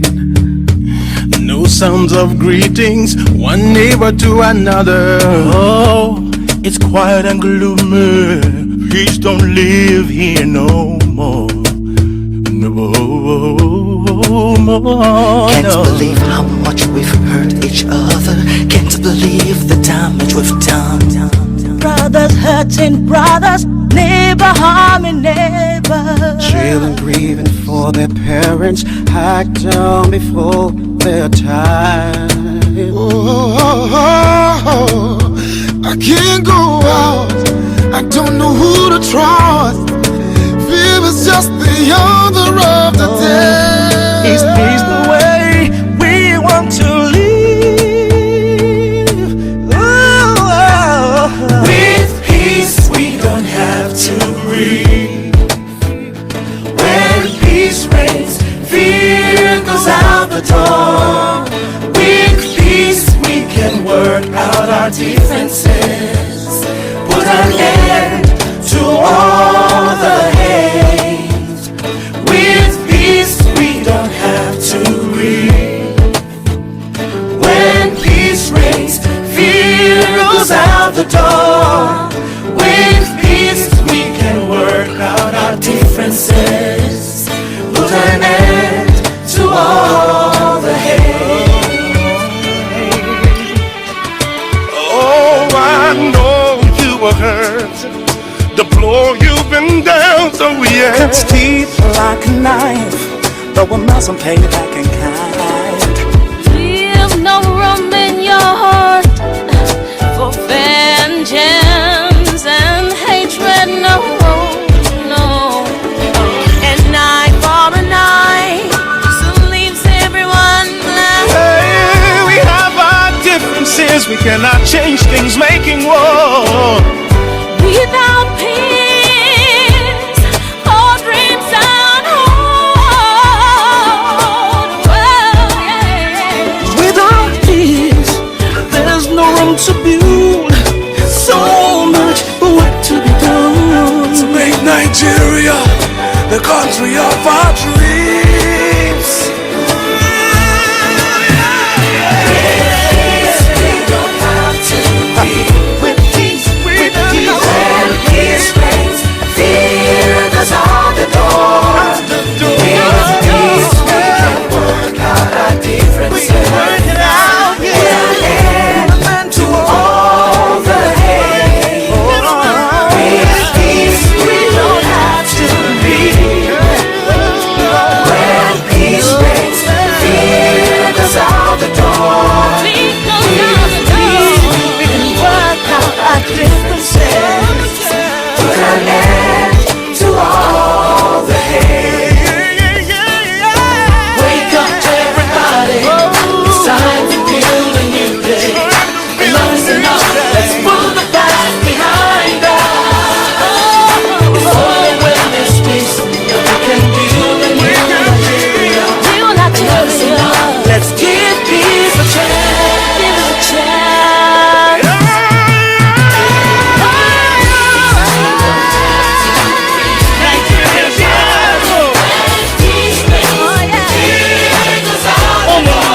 Can you believe you don't, it's a country of Nigeria. Alafia shalawa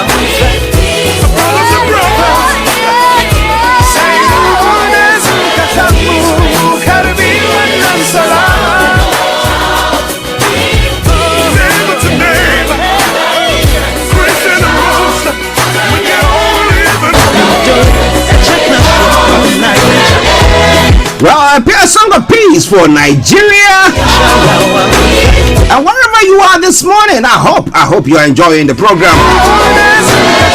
It is Starr Radio UK, 7 minutes to the top of the hour. The time, like I announced earlier on, this afternoon, exactly at 1:30, the Black Entrepreneurs Conference is going to be taking place over the weekend. But before that, the precursor to that program, BB Clement will be hosting one of the top speakers or muzzles in that conference. Dr. Carlton Brown will be joining BB Clement this afternoon exactly at 1:30 on BB Means Business. And they will be looking at, once again, the Black Entrepreneur Report 2021. Now, Dr. Carlton has worked in the food safe 100 and 250 for what? 20 years. So you gotta listen to that program. Will that ginger you up to make sure that hey, be the next Bill Gates, or what do you call the other one?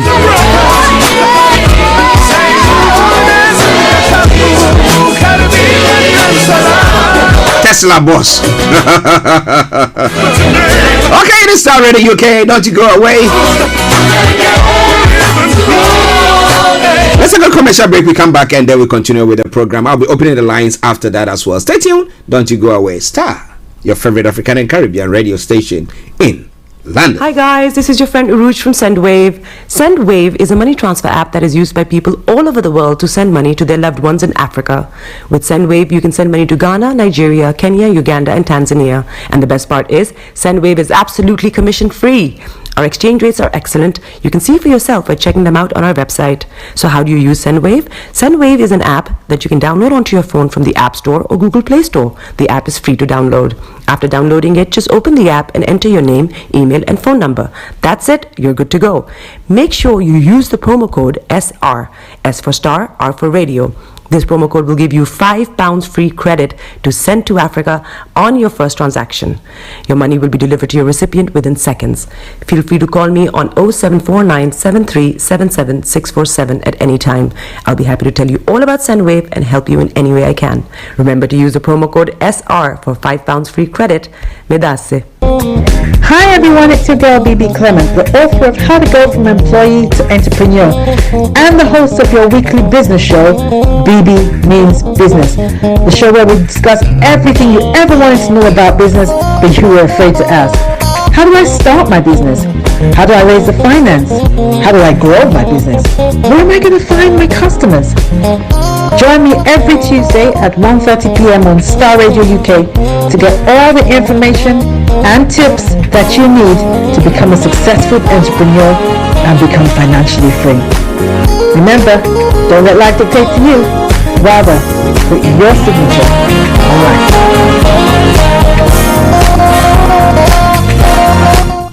Welcome back to the program. It is Starr Radio UK, your favorite African and Caribbean radio station in London, bringing the time down to exactly tick tock, 3 minutes to the top of the hour. That's 3 minutes to 12 from London. Yes, so wherever you are, I hope you are still enjoying the show. But now, let me announce the lines open and then we go on to look at some of the other stories. You want to join in the conversation, call us on 0208 133 2257 or 58 0208 133 2257 or 58. And those of you in the US, Canada, the Caribbean area, it is 001718303 2737 0017183032737. You can also text or WhatsApp at 0753966144 0753966144. Our Twitter handle is Starr Radio UK and email address is info@starradiouk.com. Thank you very much for staying with us. Those of you on the Facebook, those of you on the YouTube channel, those of you on all the other social media platforms that we are broadcasting live on, I want to say thank you for standing with us on Starr Radio UK. The morning show comes away every weekday from 10 o'clock Monday to Friday. Make sure you make a date with that. Those of you on the YouTube, subscribe to our page, and every time we are on, you wouldn't miss a thing at all. Yes. I would love to see you out there. Okay, like most of you have posted your comments on our YouTube channel page as well. I want to our channel as well. So I want to say thank you very, very much for that. But now let's move on to some other stories making the rounds on the African continent. Now, when it comes to Ghana, the TUC are saying that we will resist any IMF conditionality that will affect us. So is that the end for the show, or the end of the ride for the government of Ghana at the moment, or are we going to be seeing some sort of a compromise here and there? What do you think? I would love to know what you actually think about this story that is making the rounds in Ghana at the moment. Yes. Okay. All right then. So now let's move on. Let's move on to the details of that story. Now, the Trade Unions Congress says it won't resist any conditionality that will compound the economic hardship on them as government seeks bailout from the IMF. So if they are saying that, look, when it comes to workers, you got no choice, you can't touch us. Somebody was saying the song by MC Hammer, can't touch this. All right, yeah, so you can't touch it. The one from the TUC comes on the back. Okay, my apologies. The one from the TUC comes on the back of the government's decision to seek support from the IMF. Now it says that, well, media report says officials from the Monetary Fund are expected in Ghana on Wednesday, July 6, 2022. Now, however, the TUC, in a statement signed by the Secretary General, Dr. Anthony Yauba, disclosed that Ghana has done this 17 times, and the government has just announced the commencement of engagement for the 18th IMF-sponsored program. One thing is very certain: the 18th IMF program will not solve our problems. Well, the IMF bailouts have never solved our problems. We all know it's never solved our problems. What it does is that it gives it a bit of a cushion, or keeps our heads above the water so that we don't drown.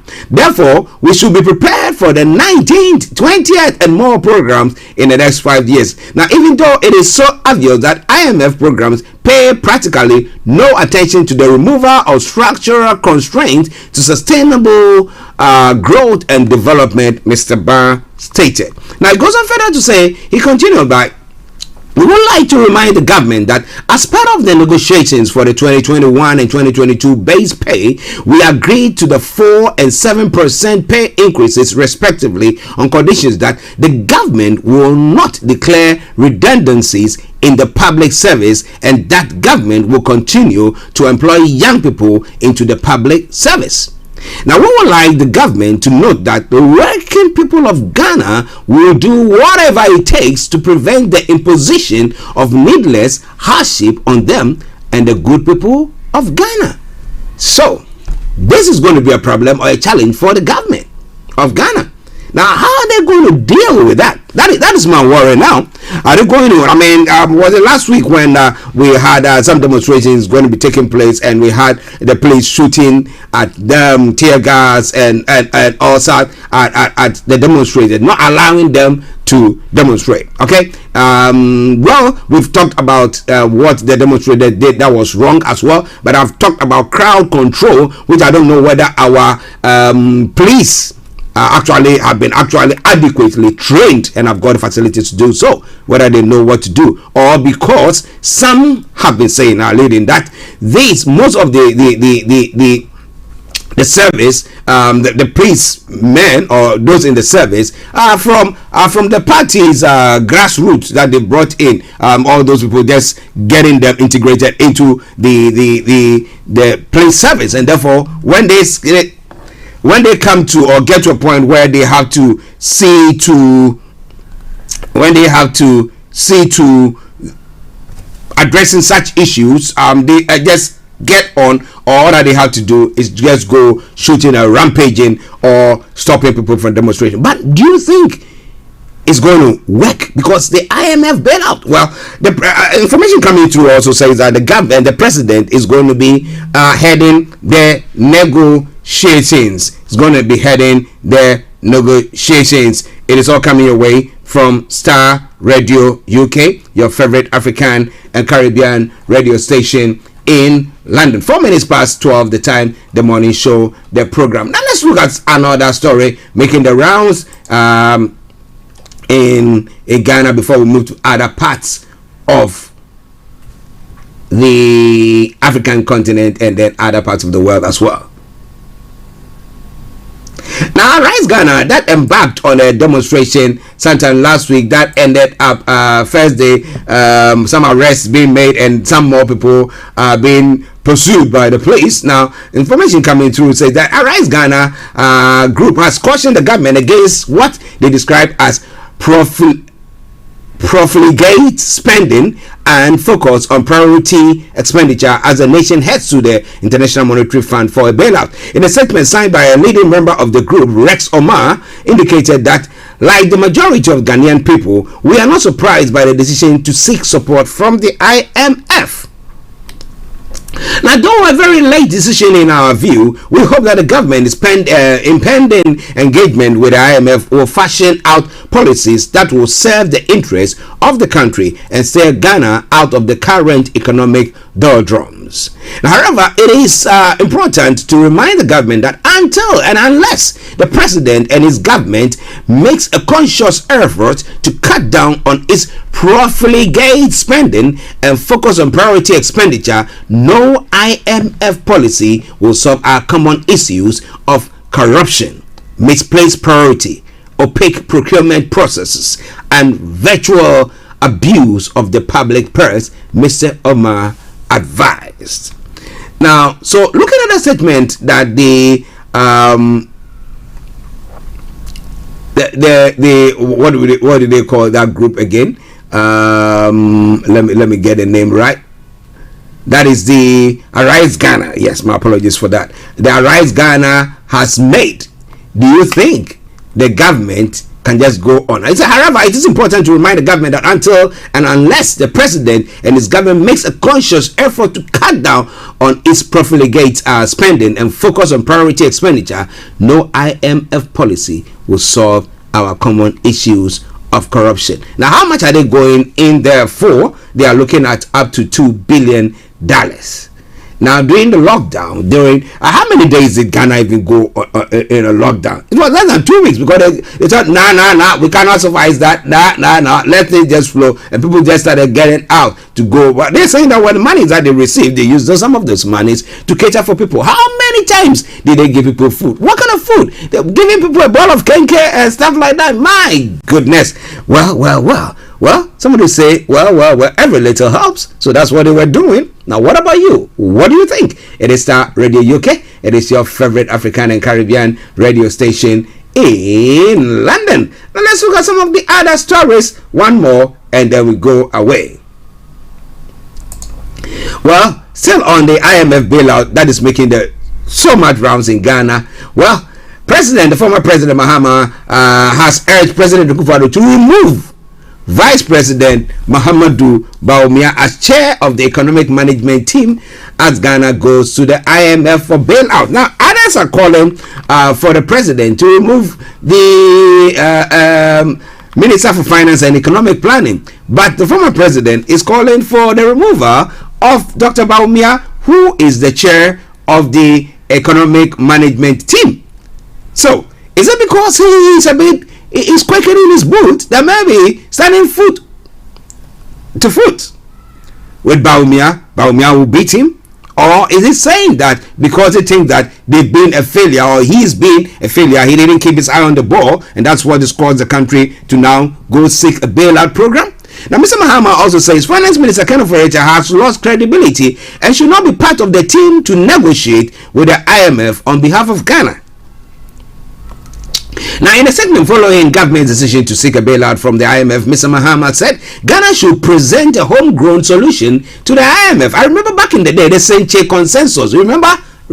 Yes, they were trying to get a homegrown program to present to the IMF. And I remember the former finance minister as well, Dr. Dufour, also saying that, they should come up with a program and they present that program to the IMF and say that this is what we intend doing, and this is how we're going to cut our costs, our expenditure and stuff down, and this is how we hope to get the country through, and present it then, and they will look at it rather than sitting folding their arms and saying, IMF, you know what, we need 2 million because we are broke, and then they go there and the IMF say that, you know what, cut the number of workers that you have, government workers that you have, stop doing that, and then that will solve the problem. Now, with government, actually, those in the seat of government, how many people there are they going to sack? I mean, half of them, because we not got the money to do it. Interesting. I think some basic economics will tell you that when you put too many people to a job where a couple of people could do, you end up getting what? Diminishing returns. So, would they say because of that they're going to sack people from the government seat? Or is it that, well, government is, keeping them employed and some way somehow keeping the economy going? What do you think? I would love to know what you think about this. It's all coming away from Starr Radio UK. He went on further to say, I will welcome President Akufo-Addo's decision to formally engage the IMF with a view to entering into a program under the fund.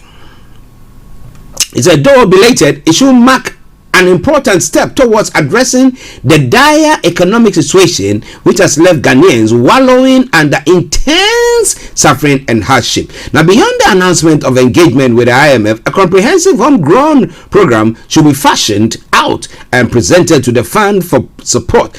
It is imperative that a team of skilled and competent negotiators is put together to obtain the best set of measures with the fund, Mr. Mahama said.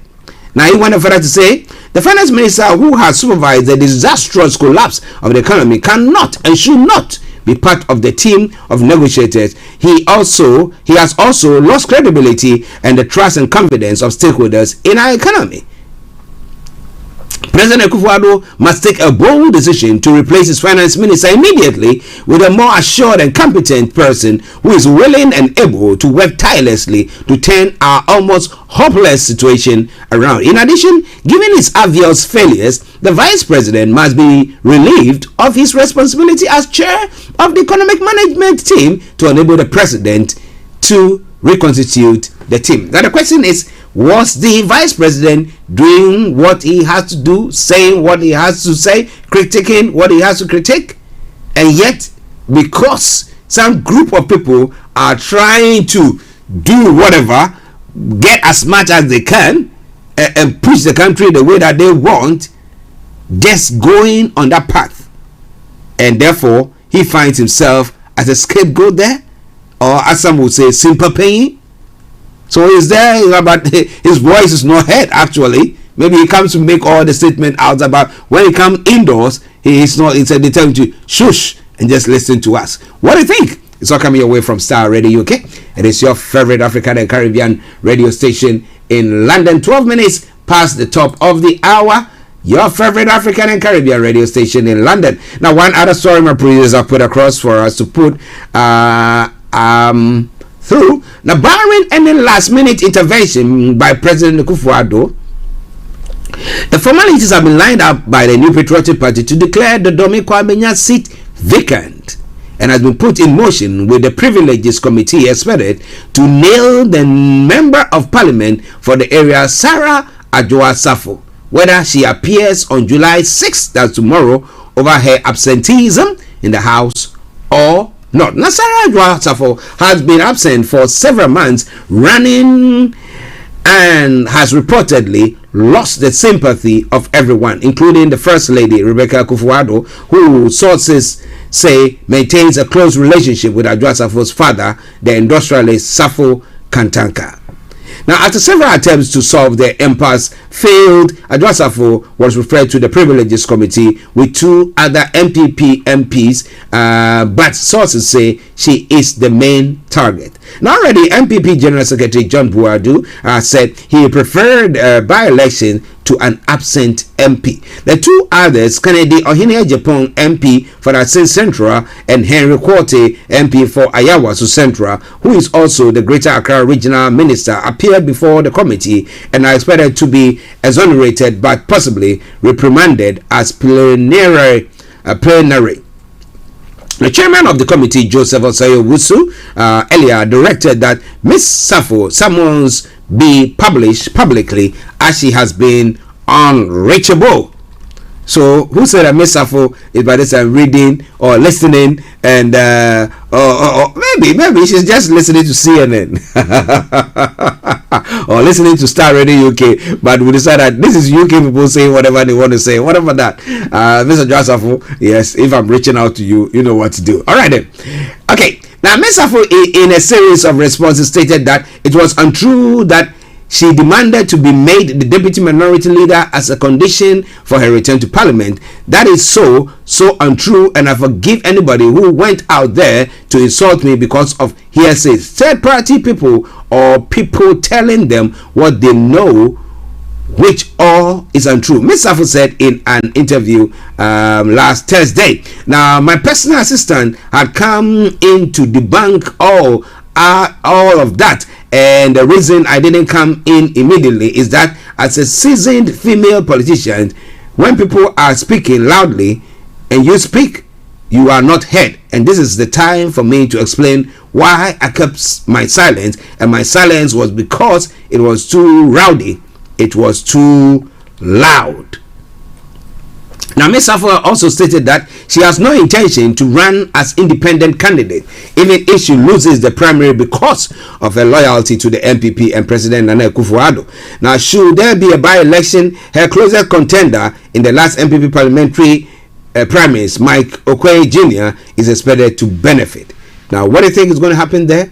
This is Star Radio UK. It is your favorite African and Caribbean radio station in London. Bringing the time now to 16 minutes past the top of the hour.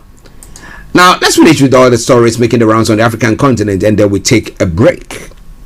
But continue to post your comments on our Facebook page or YouTube channel, whichever or wherever you're listening to us from. And I promise you one thing for sure, that I'm going to read that. Now, Sudan's top general has announced on Monday that the armed forces will step away from government in a bid to resolve the political crisis. In a televised speech broadcast on Monday, coup leader Abdel Fattah al-Burhan said the army will make way for a civilian government. He goes over to say in a quote, I call on the various components of the people, especially the youth, to adhere to peace. Everyone has a right to express their opinion, and your sacrifices are appreciated, and your hopes for a democratic transition are fulfilled. Your armed forces will not stand in its way, said General Abdel Fattah al-Burhan, Sudan's coup leader. Now, since last year's coup that the UN and other regional blocs have tried to broker a way out of the political deadlock, Monday's announcement came after 5 days of peaceful sit-in by pro-democracy groups. Now, the sit-in continues. It is unlimited. People will continue to come and will reach 10,000 or 20,000 people before the Eid holiday. Now, afterwards, tonight, tomorrow, we will continue. They will attack us as they did by dispersing the demonstrators in front of the army headquarters in 2019. Our sit-in are silent elections. Here, everyone expresses their opinion peacefully, more than a demonstration where there is always violence, grenades. Here, it is different. We gather, we meet, we eat, we drink, we laugh, we discuss what we want to happen, added a young male demonstrator whose identity was with her. Now, Burhan promised to dissolve the ruling council but did not specify any dates or who will replace the military at the negotiating table. So what is going to happen? He just said that, and maybe thinking that by saying so, that will push or get the citizens off the streets or stop them from demonstrating. But what do you think? It is Star Radio UK. It is your favorite African and Caribbean radio station in London. Some other stories making around. Tunisia is struggling to grow more wheat as Ukraine war bites. Now, we know that Nigeria can also grow wheat. Now, what are governments doing about that? But we talk about Nigeria, the question is, the farmers, if it's secure to go to their own farms, some Fulani headsmen are not going to come around the place to kill them. Okay, I'll bring you more on that front. But Angola is hosting Angolan capital Luanda hosts on Wednesday an attempt to mediation between the presidents of the Democratic Republic of Congo and neighboring Rwanda. The meeting takes place against a background of tensions between the two countries. Angolan President João Lourenço will receive his counterparts Felix Tshisekedi and Paul Kagame as relations between the two countries have been deteriorating for several weeks amid the resurgence of the M23 rebel movement and the intensification of fighting in eastern DRC. Now, Kinshasa accuses Kigali of our case. Kinshasa is accusing Kigali of supporting the rebels, a claim denied by the Rwandan authorities. Defeated in 2013, the M23 Tutsi-dominated movement took up arms again at the end of last year, blaming the Congolese authorities for not respecting an agreement for the demobilization and reintegration of its fighters. In May and June, M23 attacks caused the death of several dozen civilians. More than 170,000 people were displaced to neighboring Uganda. Last month, East African leaders agreed to set up a regional force to try to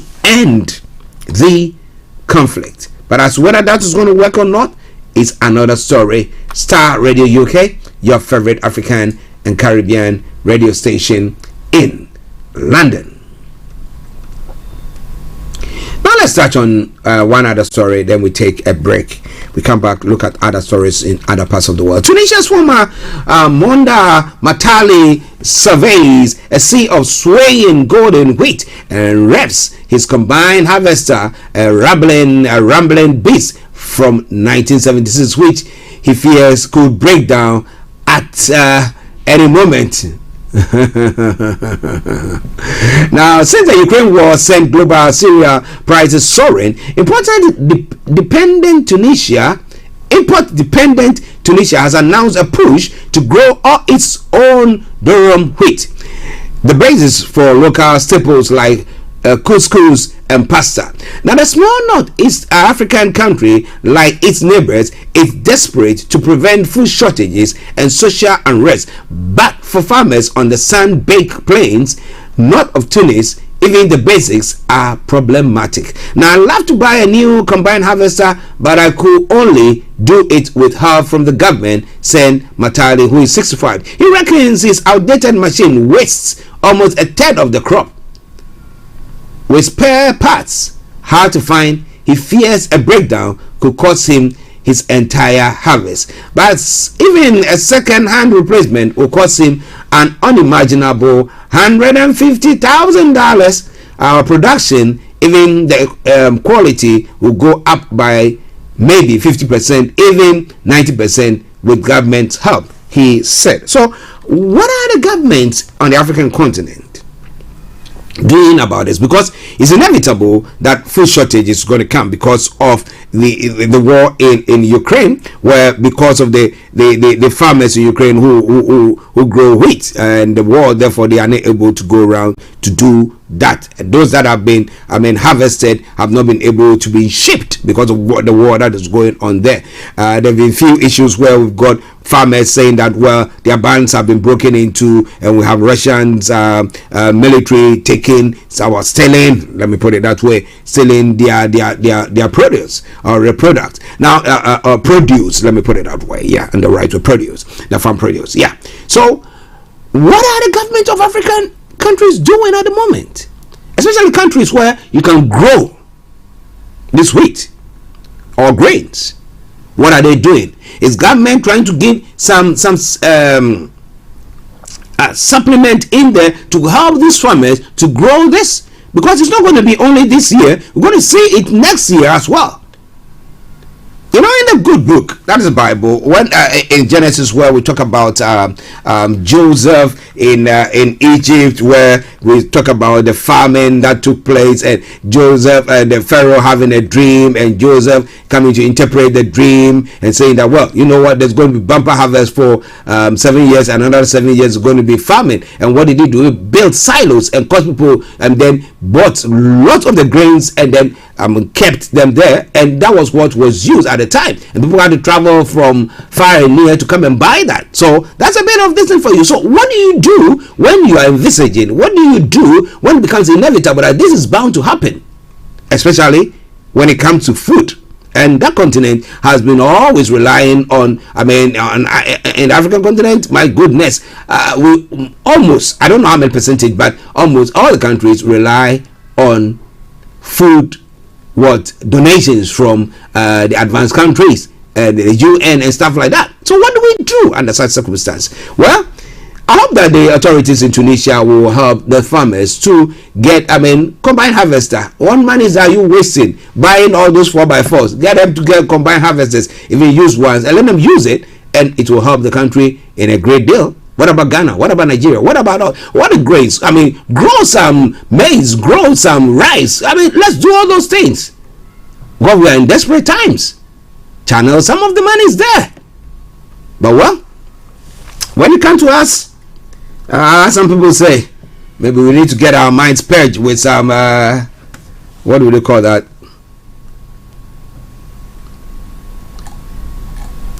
Well, it is Starr Radio UK. Bleach. Alright then, let's take a break. We come back and we look at some of the other stories making the rounds in other parts of the world. I am Archie. Stay tuned and don't you go away. Hi guys, this is your friend Uruj from SendWave. SendWave is a money transfer app that is used by people all over the world to send money to their loved ones in Africa. With SendWave, you can send money to Ghana, Nigeria, Kenya, Uganda, and Tanzania. And the best part is, SendWave is absolutely commission free. Our exchange rates are excellent. You can see for yourself by checking them out on our website. So how do you use SendWave? SendWave is an app that you can download onto your phone from the App Store or Google Play Store. The app is free to download. After downloading it, just open the app and enter your name, email, and phone number. That's it. You're good to go. Make sure you use the promo code SR. S for Starr, R for Radio.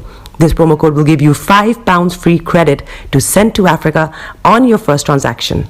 Your money will be delivered to your recipient within seconds. Feel free to call me on 0749 7377 647 at any time. I'll be happy to tell you all about SendWave and help you in any way I can. Remember to use the promo code SR for £5 free credit. Medasse. Hi everyone, it's your girl BB Clement, the author of How to Go From Employee to Entrepreneur and the host of your weekly business show, BB Means Business, the show where we discuss everything you ever wanted to know about business but you were afraid to ask. How do I start my business? How do I raise the finance? How do I grow my business? Where am I going to find my customers? Join me every Tuesday at 1:30 p.m. on Starr Radio UK to get all the information and tips that you need to become a successful entrepreneur and become financially free. Remember, don't let life dictate to you. Rather, put your signature on life. Getting onto the property ladder has never been easy until now. Join us this and every Thursday from 7 p.m. to 8:30 p.m. live on the Property Hour Show on Starr Radio UK, where we talk to mortgage brokers, property developers, estate agents, landlord, tenant, property consultants on how to invest or get into the property business and make money. You can't afford to miss this. The Property Hour Show is your best source into the property industry.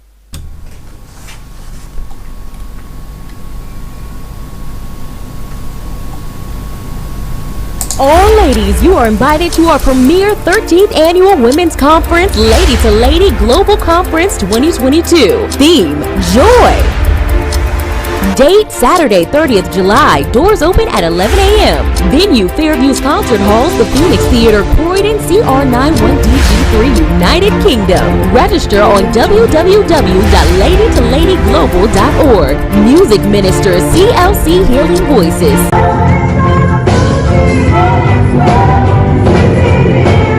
Simeon,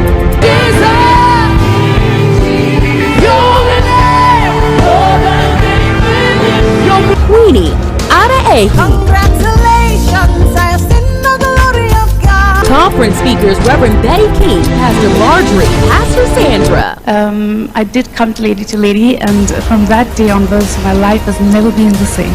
See you there. Welcome back to the program. It is Star Radio UK. It is your favorite African and Caribbean radio station in London, bringing us to the last part of the program. Like I announced earlier on, you want to join in the conversation, feel free to do so. You can call us on 0208-133-2257 or 580208-133-2257 or 58.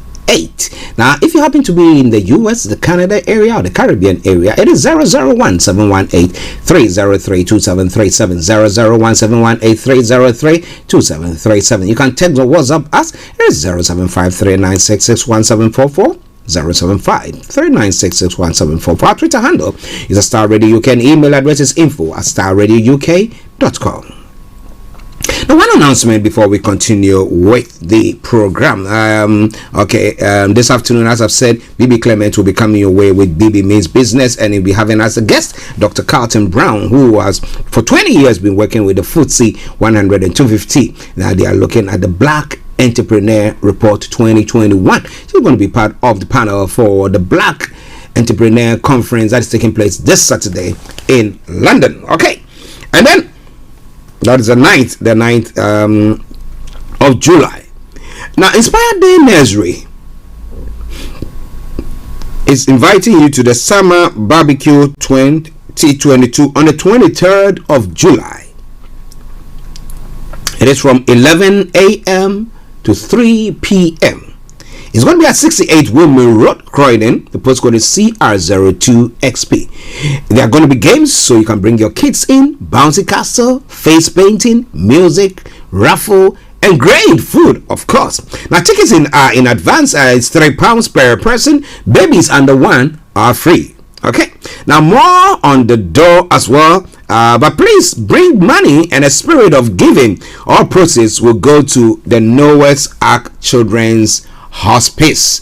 And let me say good afternoon to all the management and staff of Inspire Day Nursery. Okay, Shireen, yes, and the team downstairs, we want to salute you. Yes, Star Radio UK. Okay, now let's move on.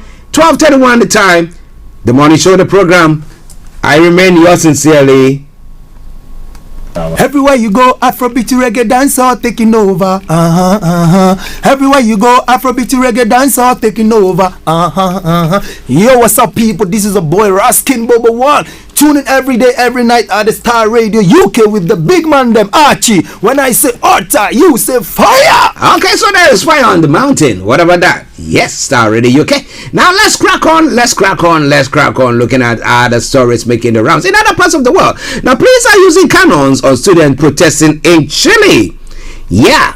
A small group of students protesters took to the street of Chilean capital yesterday to demand better conditions in the schools as the Constitutional Convention delivered to the president a proposal for a new constitution. The small crowd blocked the street as they marched with large banners with messages alluding to the Constitutional Convention, calling it a Majamama, which colloquially in Chile is considered to be something that is sneaky and deceptive. Now, Chileans will vote on the proposal in the plebiscite in September. If approved, it will replace the one imposed by the military dictatorship 41 years ago. The students protesting say they don't believe in the constituent process. So if they don't believe in that, what do they want, or what can they get? It is all coming your way from Star Radio UK. It is your favorite African and Caribbean radio station in London. Still moving on to other parts of the world to look at some of the stories making the rounds there.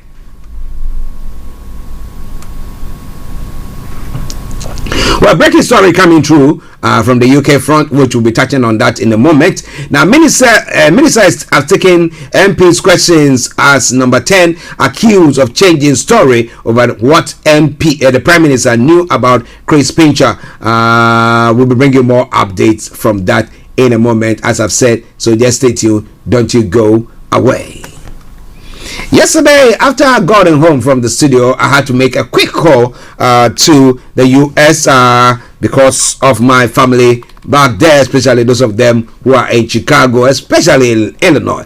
But US police have arrested a suspect after 6 people were killed in a mass shooting at an Independence Day parade in Highland Park, Illinois. Now, Robert E. Cremo, the third, 22, was detained after a brief chase. Now, police said the gunman climbed onto a roof, shooting randomly at spectators using a high-powered rifle.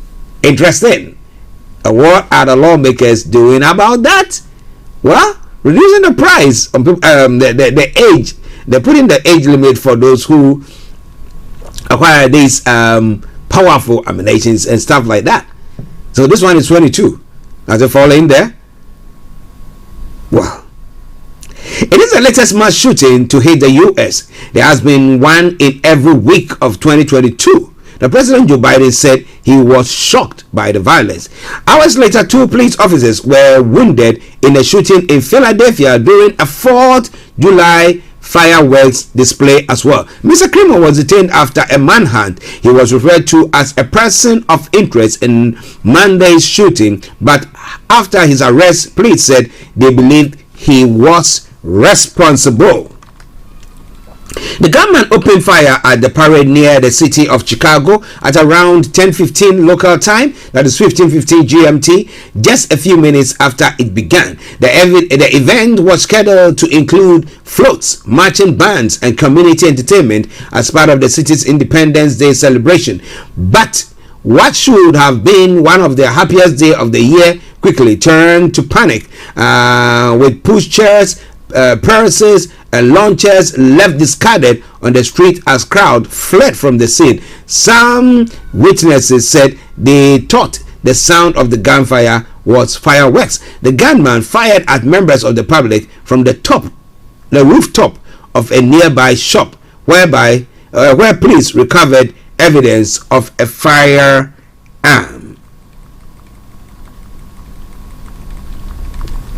Now, 5 adults were killed at the scene, as well as a further victim who the local coroner said died in a nearby hospital. At least 2 dozens others were injured. One of those who died has been named as Nicholas Toledo, a man in his late 70s who was only there because he requires full-time care and his family did not want to miss the event. Now, what was supposed to be a fun family day turned into a horrific nightmare for us all. His granddaughter, Xochitl Toledo, wrote on GoFundMe. Now, as a member or as a family, we are broken and numb. Our condolences go out to all other families who lost a loved one today. That was yesterday. Now, another victim of the shooting has been named as Jack Sunday, who was described by a local synagogue as a beloved member who taught and worshipped there. Now, there are no words sufficient to express the depth of grief for Jackie's death and sympathy for her family and loved ones. A statement by North Shore Congregation Israel Synagogue has recollecting the events of the day. Anad P, who was at the parade, said, "We went to have a nice family day out, and then suddenly all this gunfire happens. At the time, I personally wanted to believe it was a car backfiring. Then people started running, so we start running too." But you look at the face of this guy who perpetrated this act and you ask yourself, weirdos, how do we deal with them? Did he acquire those guns by himself? Or did he go naked from maybe his parents or somebody who had it? Now, how do we actually even assess people to see whether mentally they are fit to own guns? Because today you can be mentally fit, and then the next moment something happens and it destabilizes you, and then you go cuckoos. So what exactly is happening on that front? Well, it is All Star Radio UK. It is your favorite African and Caribbean radio station in London. As I said, may their souls, those who have lost their lives, rest in perfect peace, and those who are been hurt. With a speedy recovery to the families who lost loved ones, and we say our condolences to them. So coming your way from Star Radio UK, it is your favorite African and Caribbean radio station in London.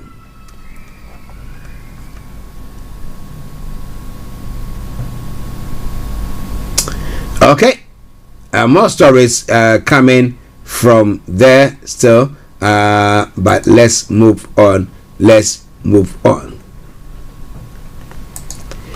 Now,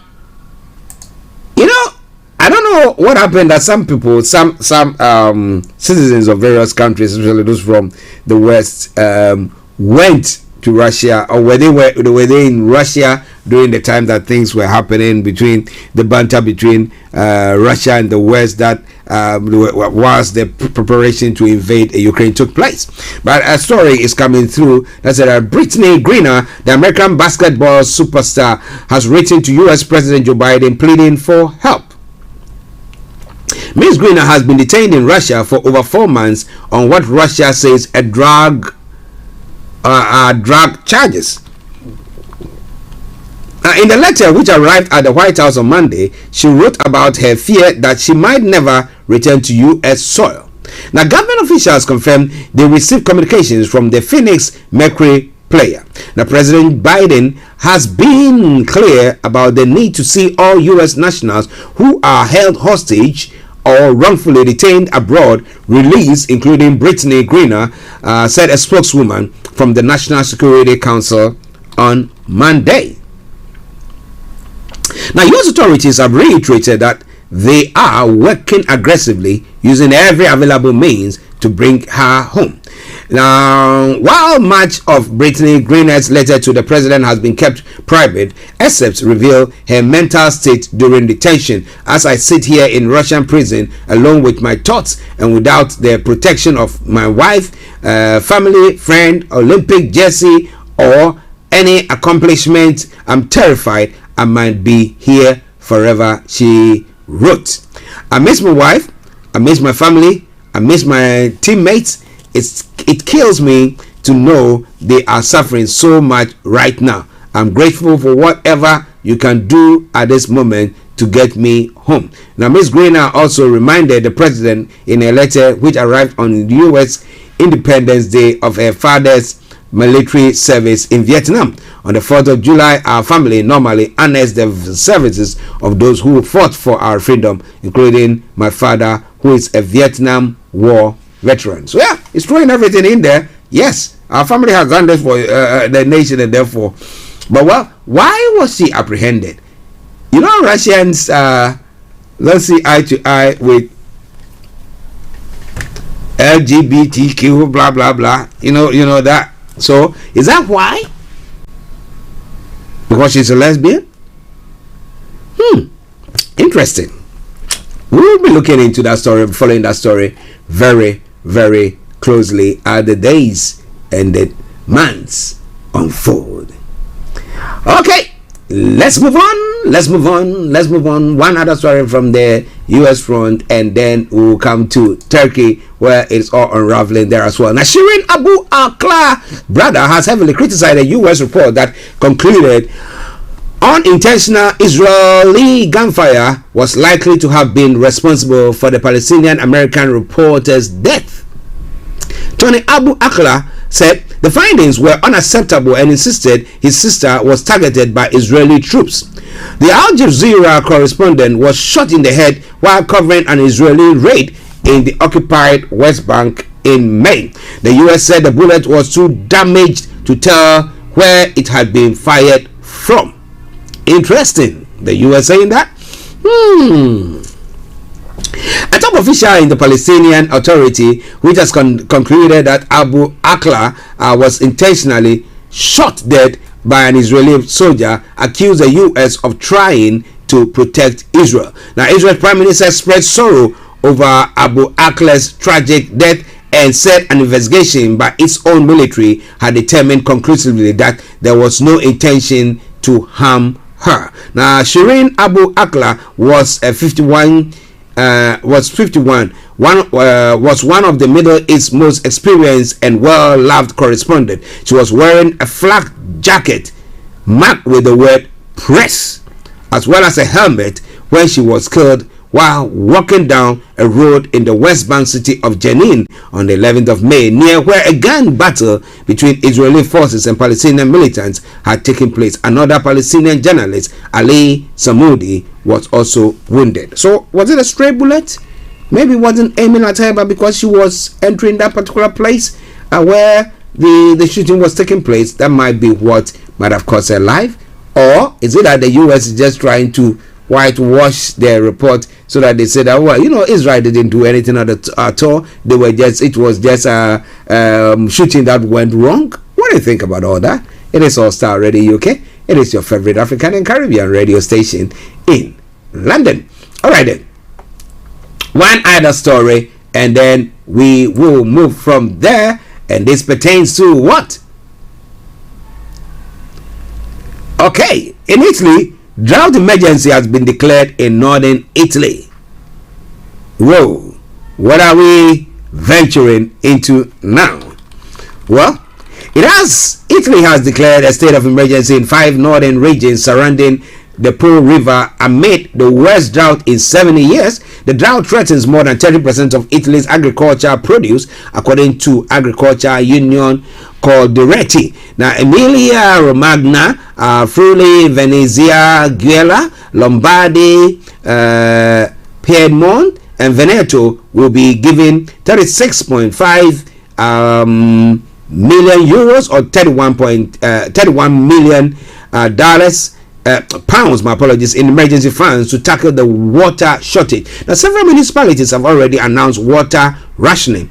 The state of emergency is aimed at managing the current situation with extraordinary means and powers. The Italian government said it could take further measures if the situation did not improve. Usually, hot weather and low rainfall across winter and spring have compounded water shortages in northern Italy and heightened fears about the effects of climate change. Now, Prime Minister Mario Draghi said climate change was without doubt linked to Sunday's glacier collapse in the Dolomites, where 7 people died and 13 others are missing.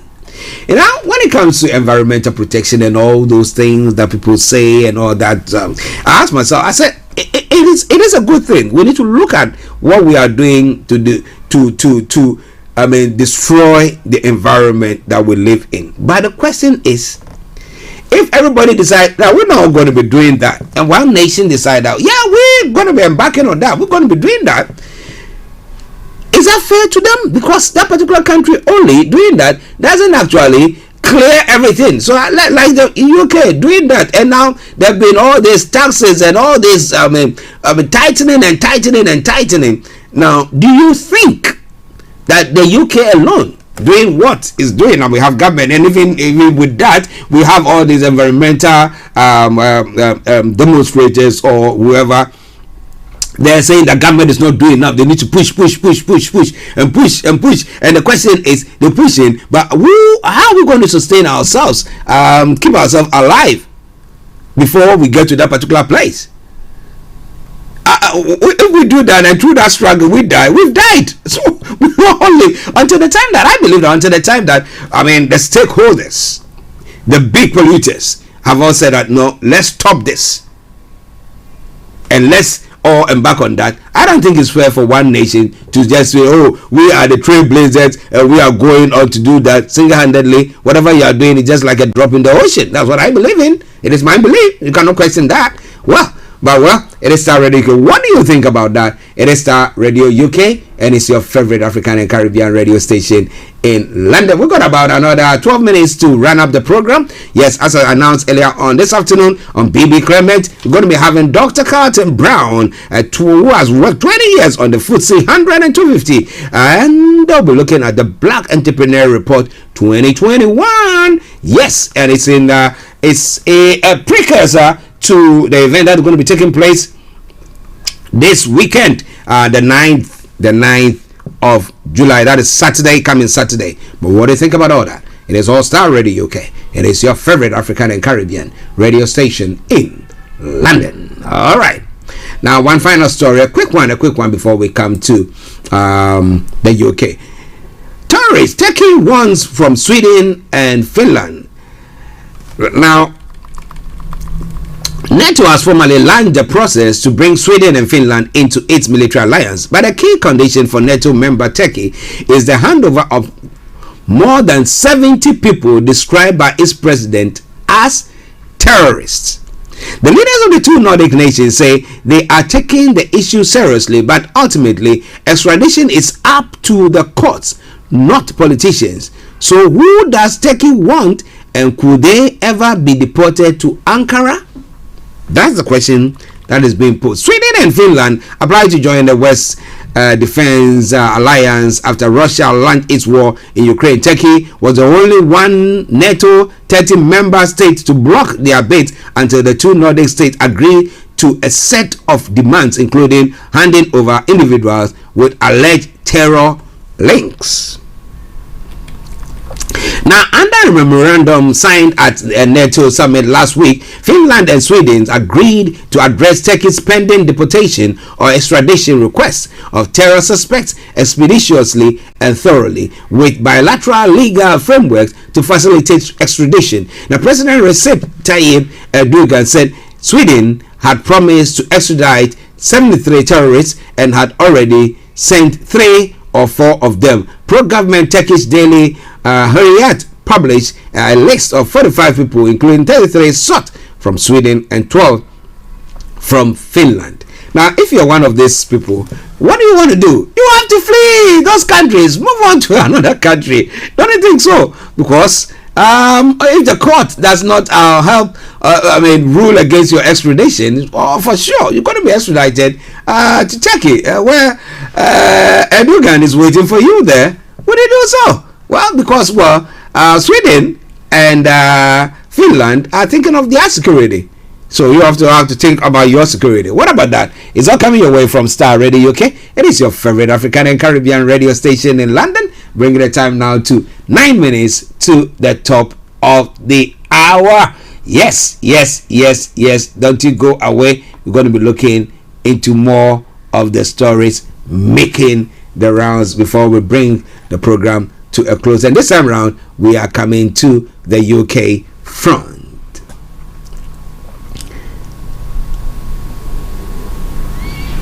Okay.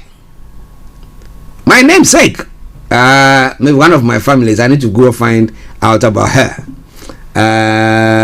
Was an actress, a 91-year-old actress, Mona Hammond, who has died aged 91. Now, Mona Hammond, the former EastEnders star and champion of black theatre acting talent, has died aged 91. The Jamaican British actress was best known for playing the matriarch Blossom Jackson on the soap from 1994 to 1997. Now, briefly reprising her role in 2010, an EastEnders spokeswoman said they were deeply saddened at the news. Mona created a no-nonsense grandmother in Blossom Jackson, who was adored by the audience and everyone who worked with her. A spokeswoman said, "Our love and thoughts are with Mona's family and friends, and I also say, may her soul rest in perfect peace." All right then.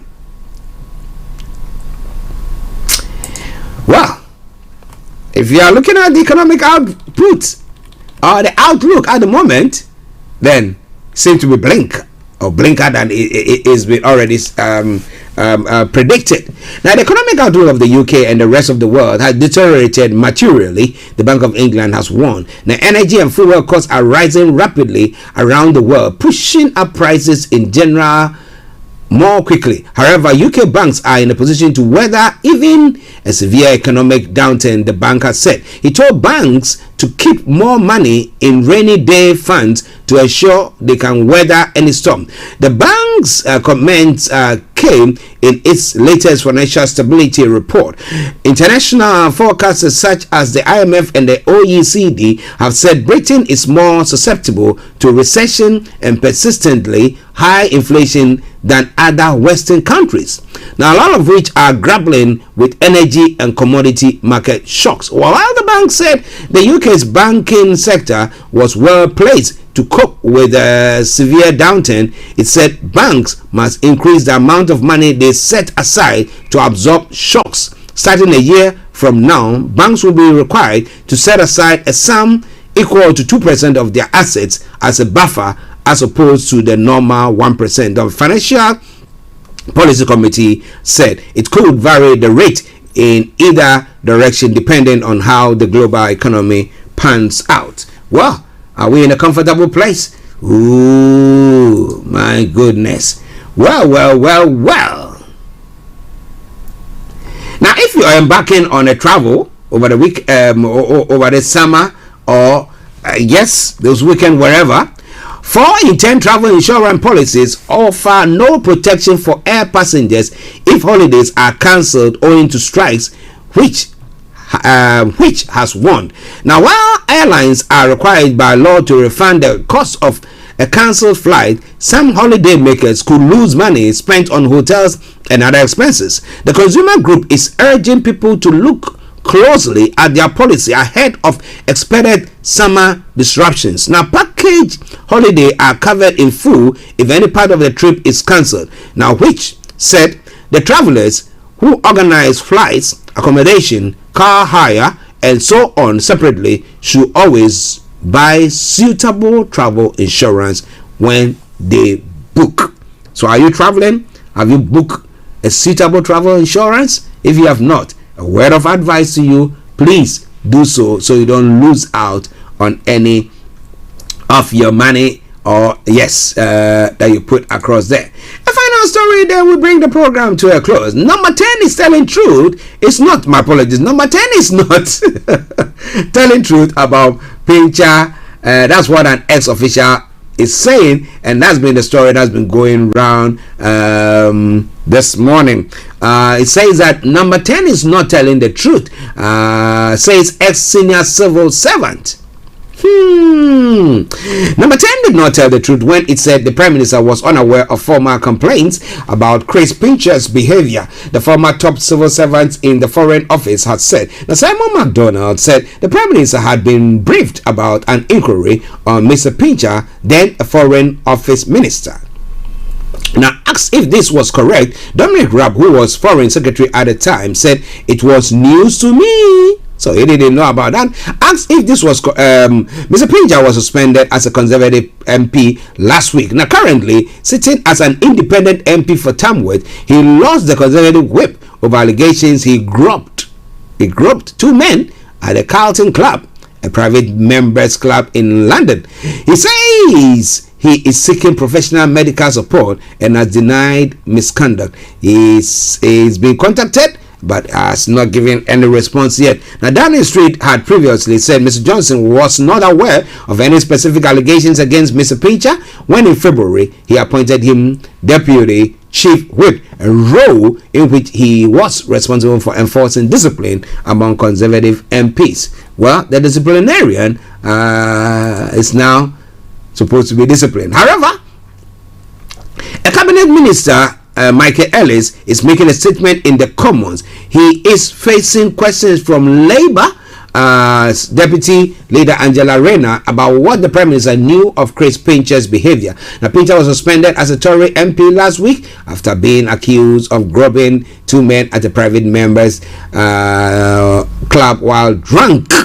Now, Lord MacDonald, the former top civil servant in the Foreign Office, has accused number 10 of not telling the truth. Boris Johnson was briefed in person about an investigation into MP Chris Pincher conduct back in 2019. He says the incident and many subsequent allegations put pressure on Johnson to explain what he knew about Pincher's past when he appointed him Deputy Chief Whip. Well, you want to know more? You have to stay with Starr Radio UK, because I promise you When we come your way tomorrow with another edition of the morning show, we'll bring you all that you missed out on. On that note, let me say thank you very, very much for tuning in today to listen to us. It's been a pleasure coming your way. I'll be back tomorrow, God willing. It's going to be the Wednesday edition of the morning show, and it's going to be a very smash of a program. But as I announced earlier on, this afternoon, exactly at 1:30, so in the next 32 minutes, we'll be having Dr. Carlton Brown being the guest of BB Clement on BB Means Business. He has an experience of 20 years working with the FTSE 100 and 250. Well, they'll be looking at the Black Entrepreneur Report 2021. You want to know more? Don't miss out on that program. It's going to be coming your way. But once again, let me say thank you very much to each and every one of you who tune in today to listen to me, watch me. Those of you who have been watching me all this while, I salute each and every one of you. Those of you on the Facebook transmission, those of you on YouTube, those of you on all other social media platforms, and those of you on our apps as well. I salute you. I say thumbs up to you. Have a lovely afternoon. But enjoy the song from the Soul Street, and it says Medofupa Tinamin Chen. When it ends and you'll hear from me, then it's been me, the one and only Archie, saying have a top of the day. Bye bye for now.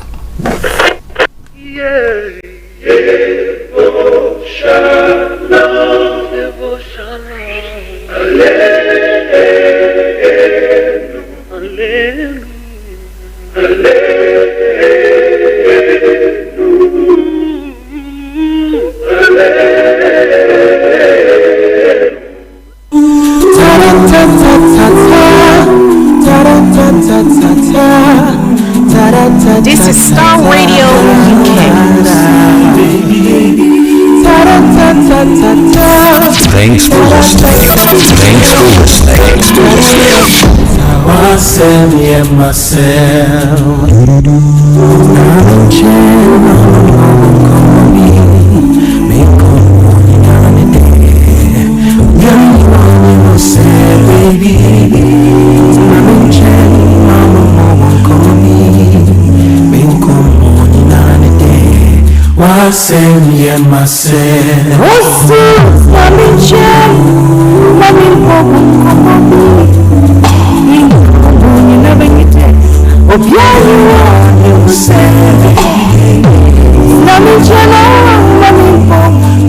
This is Starr Radio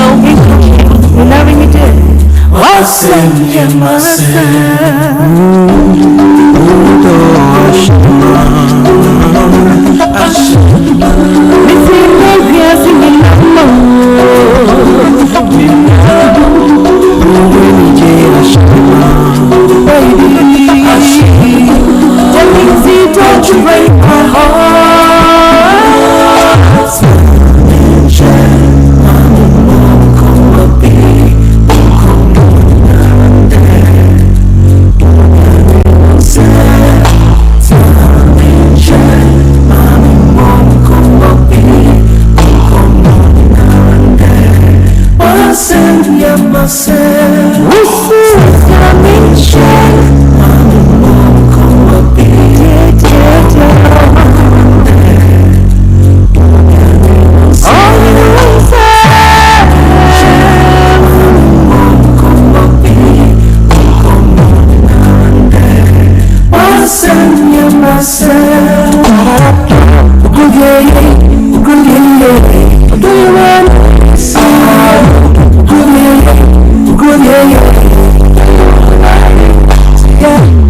My sorry and no power.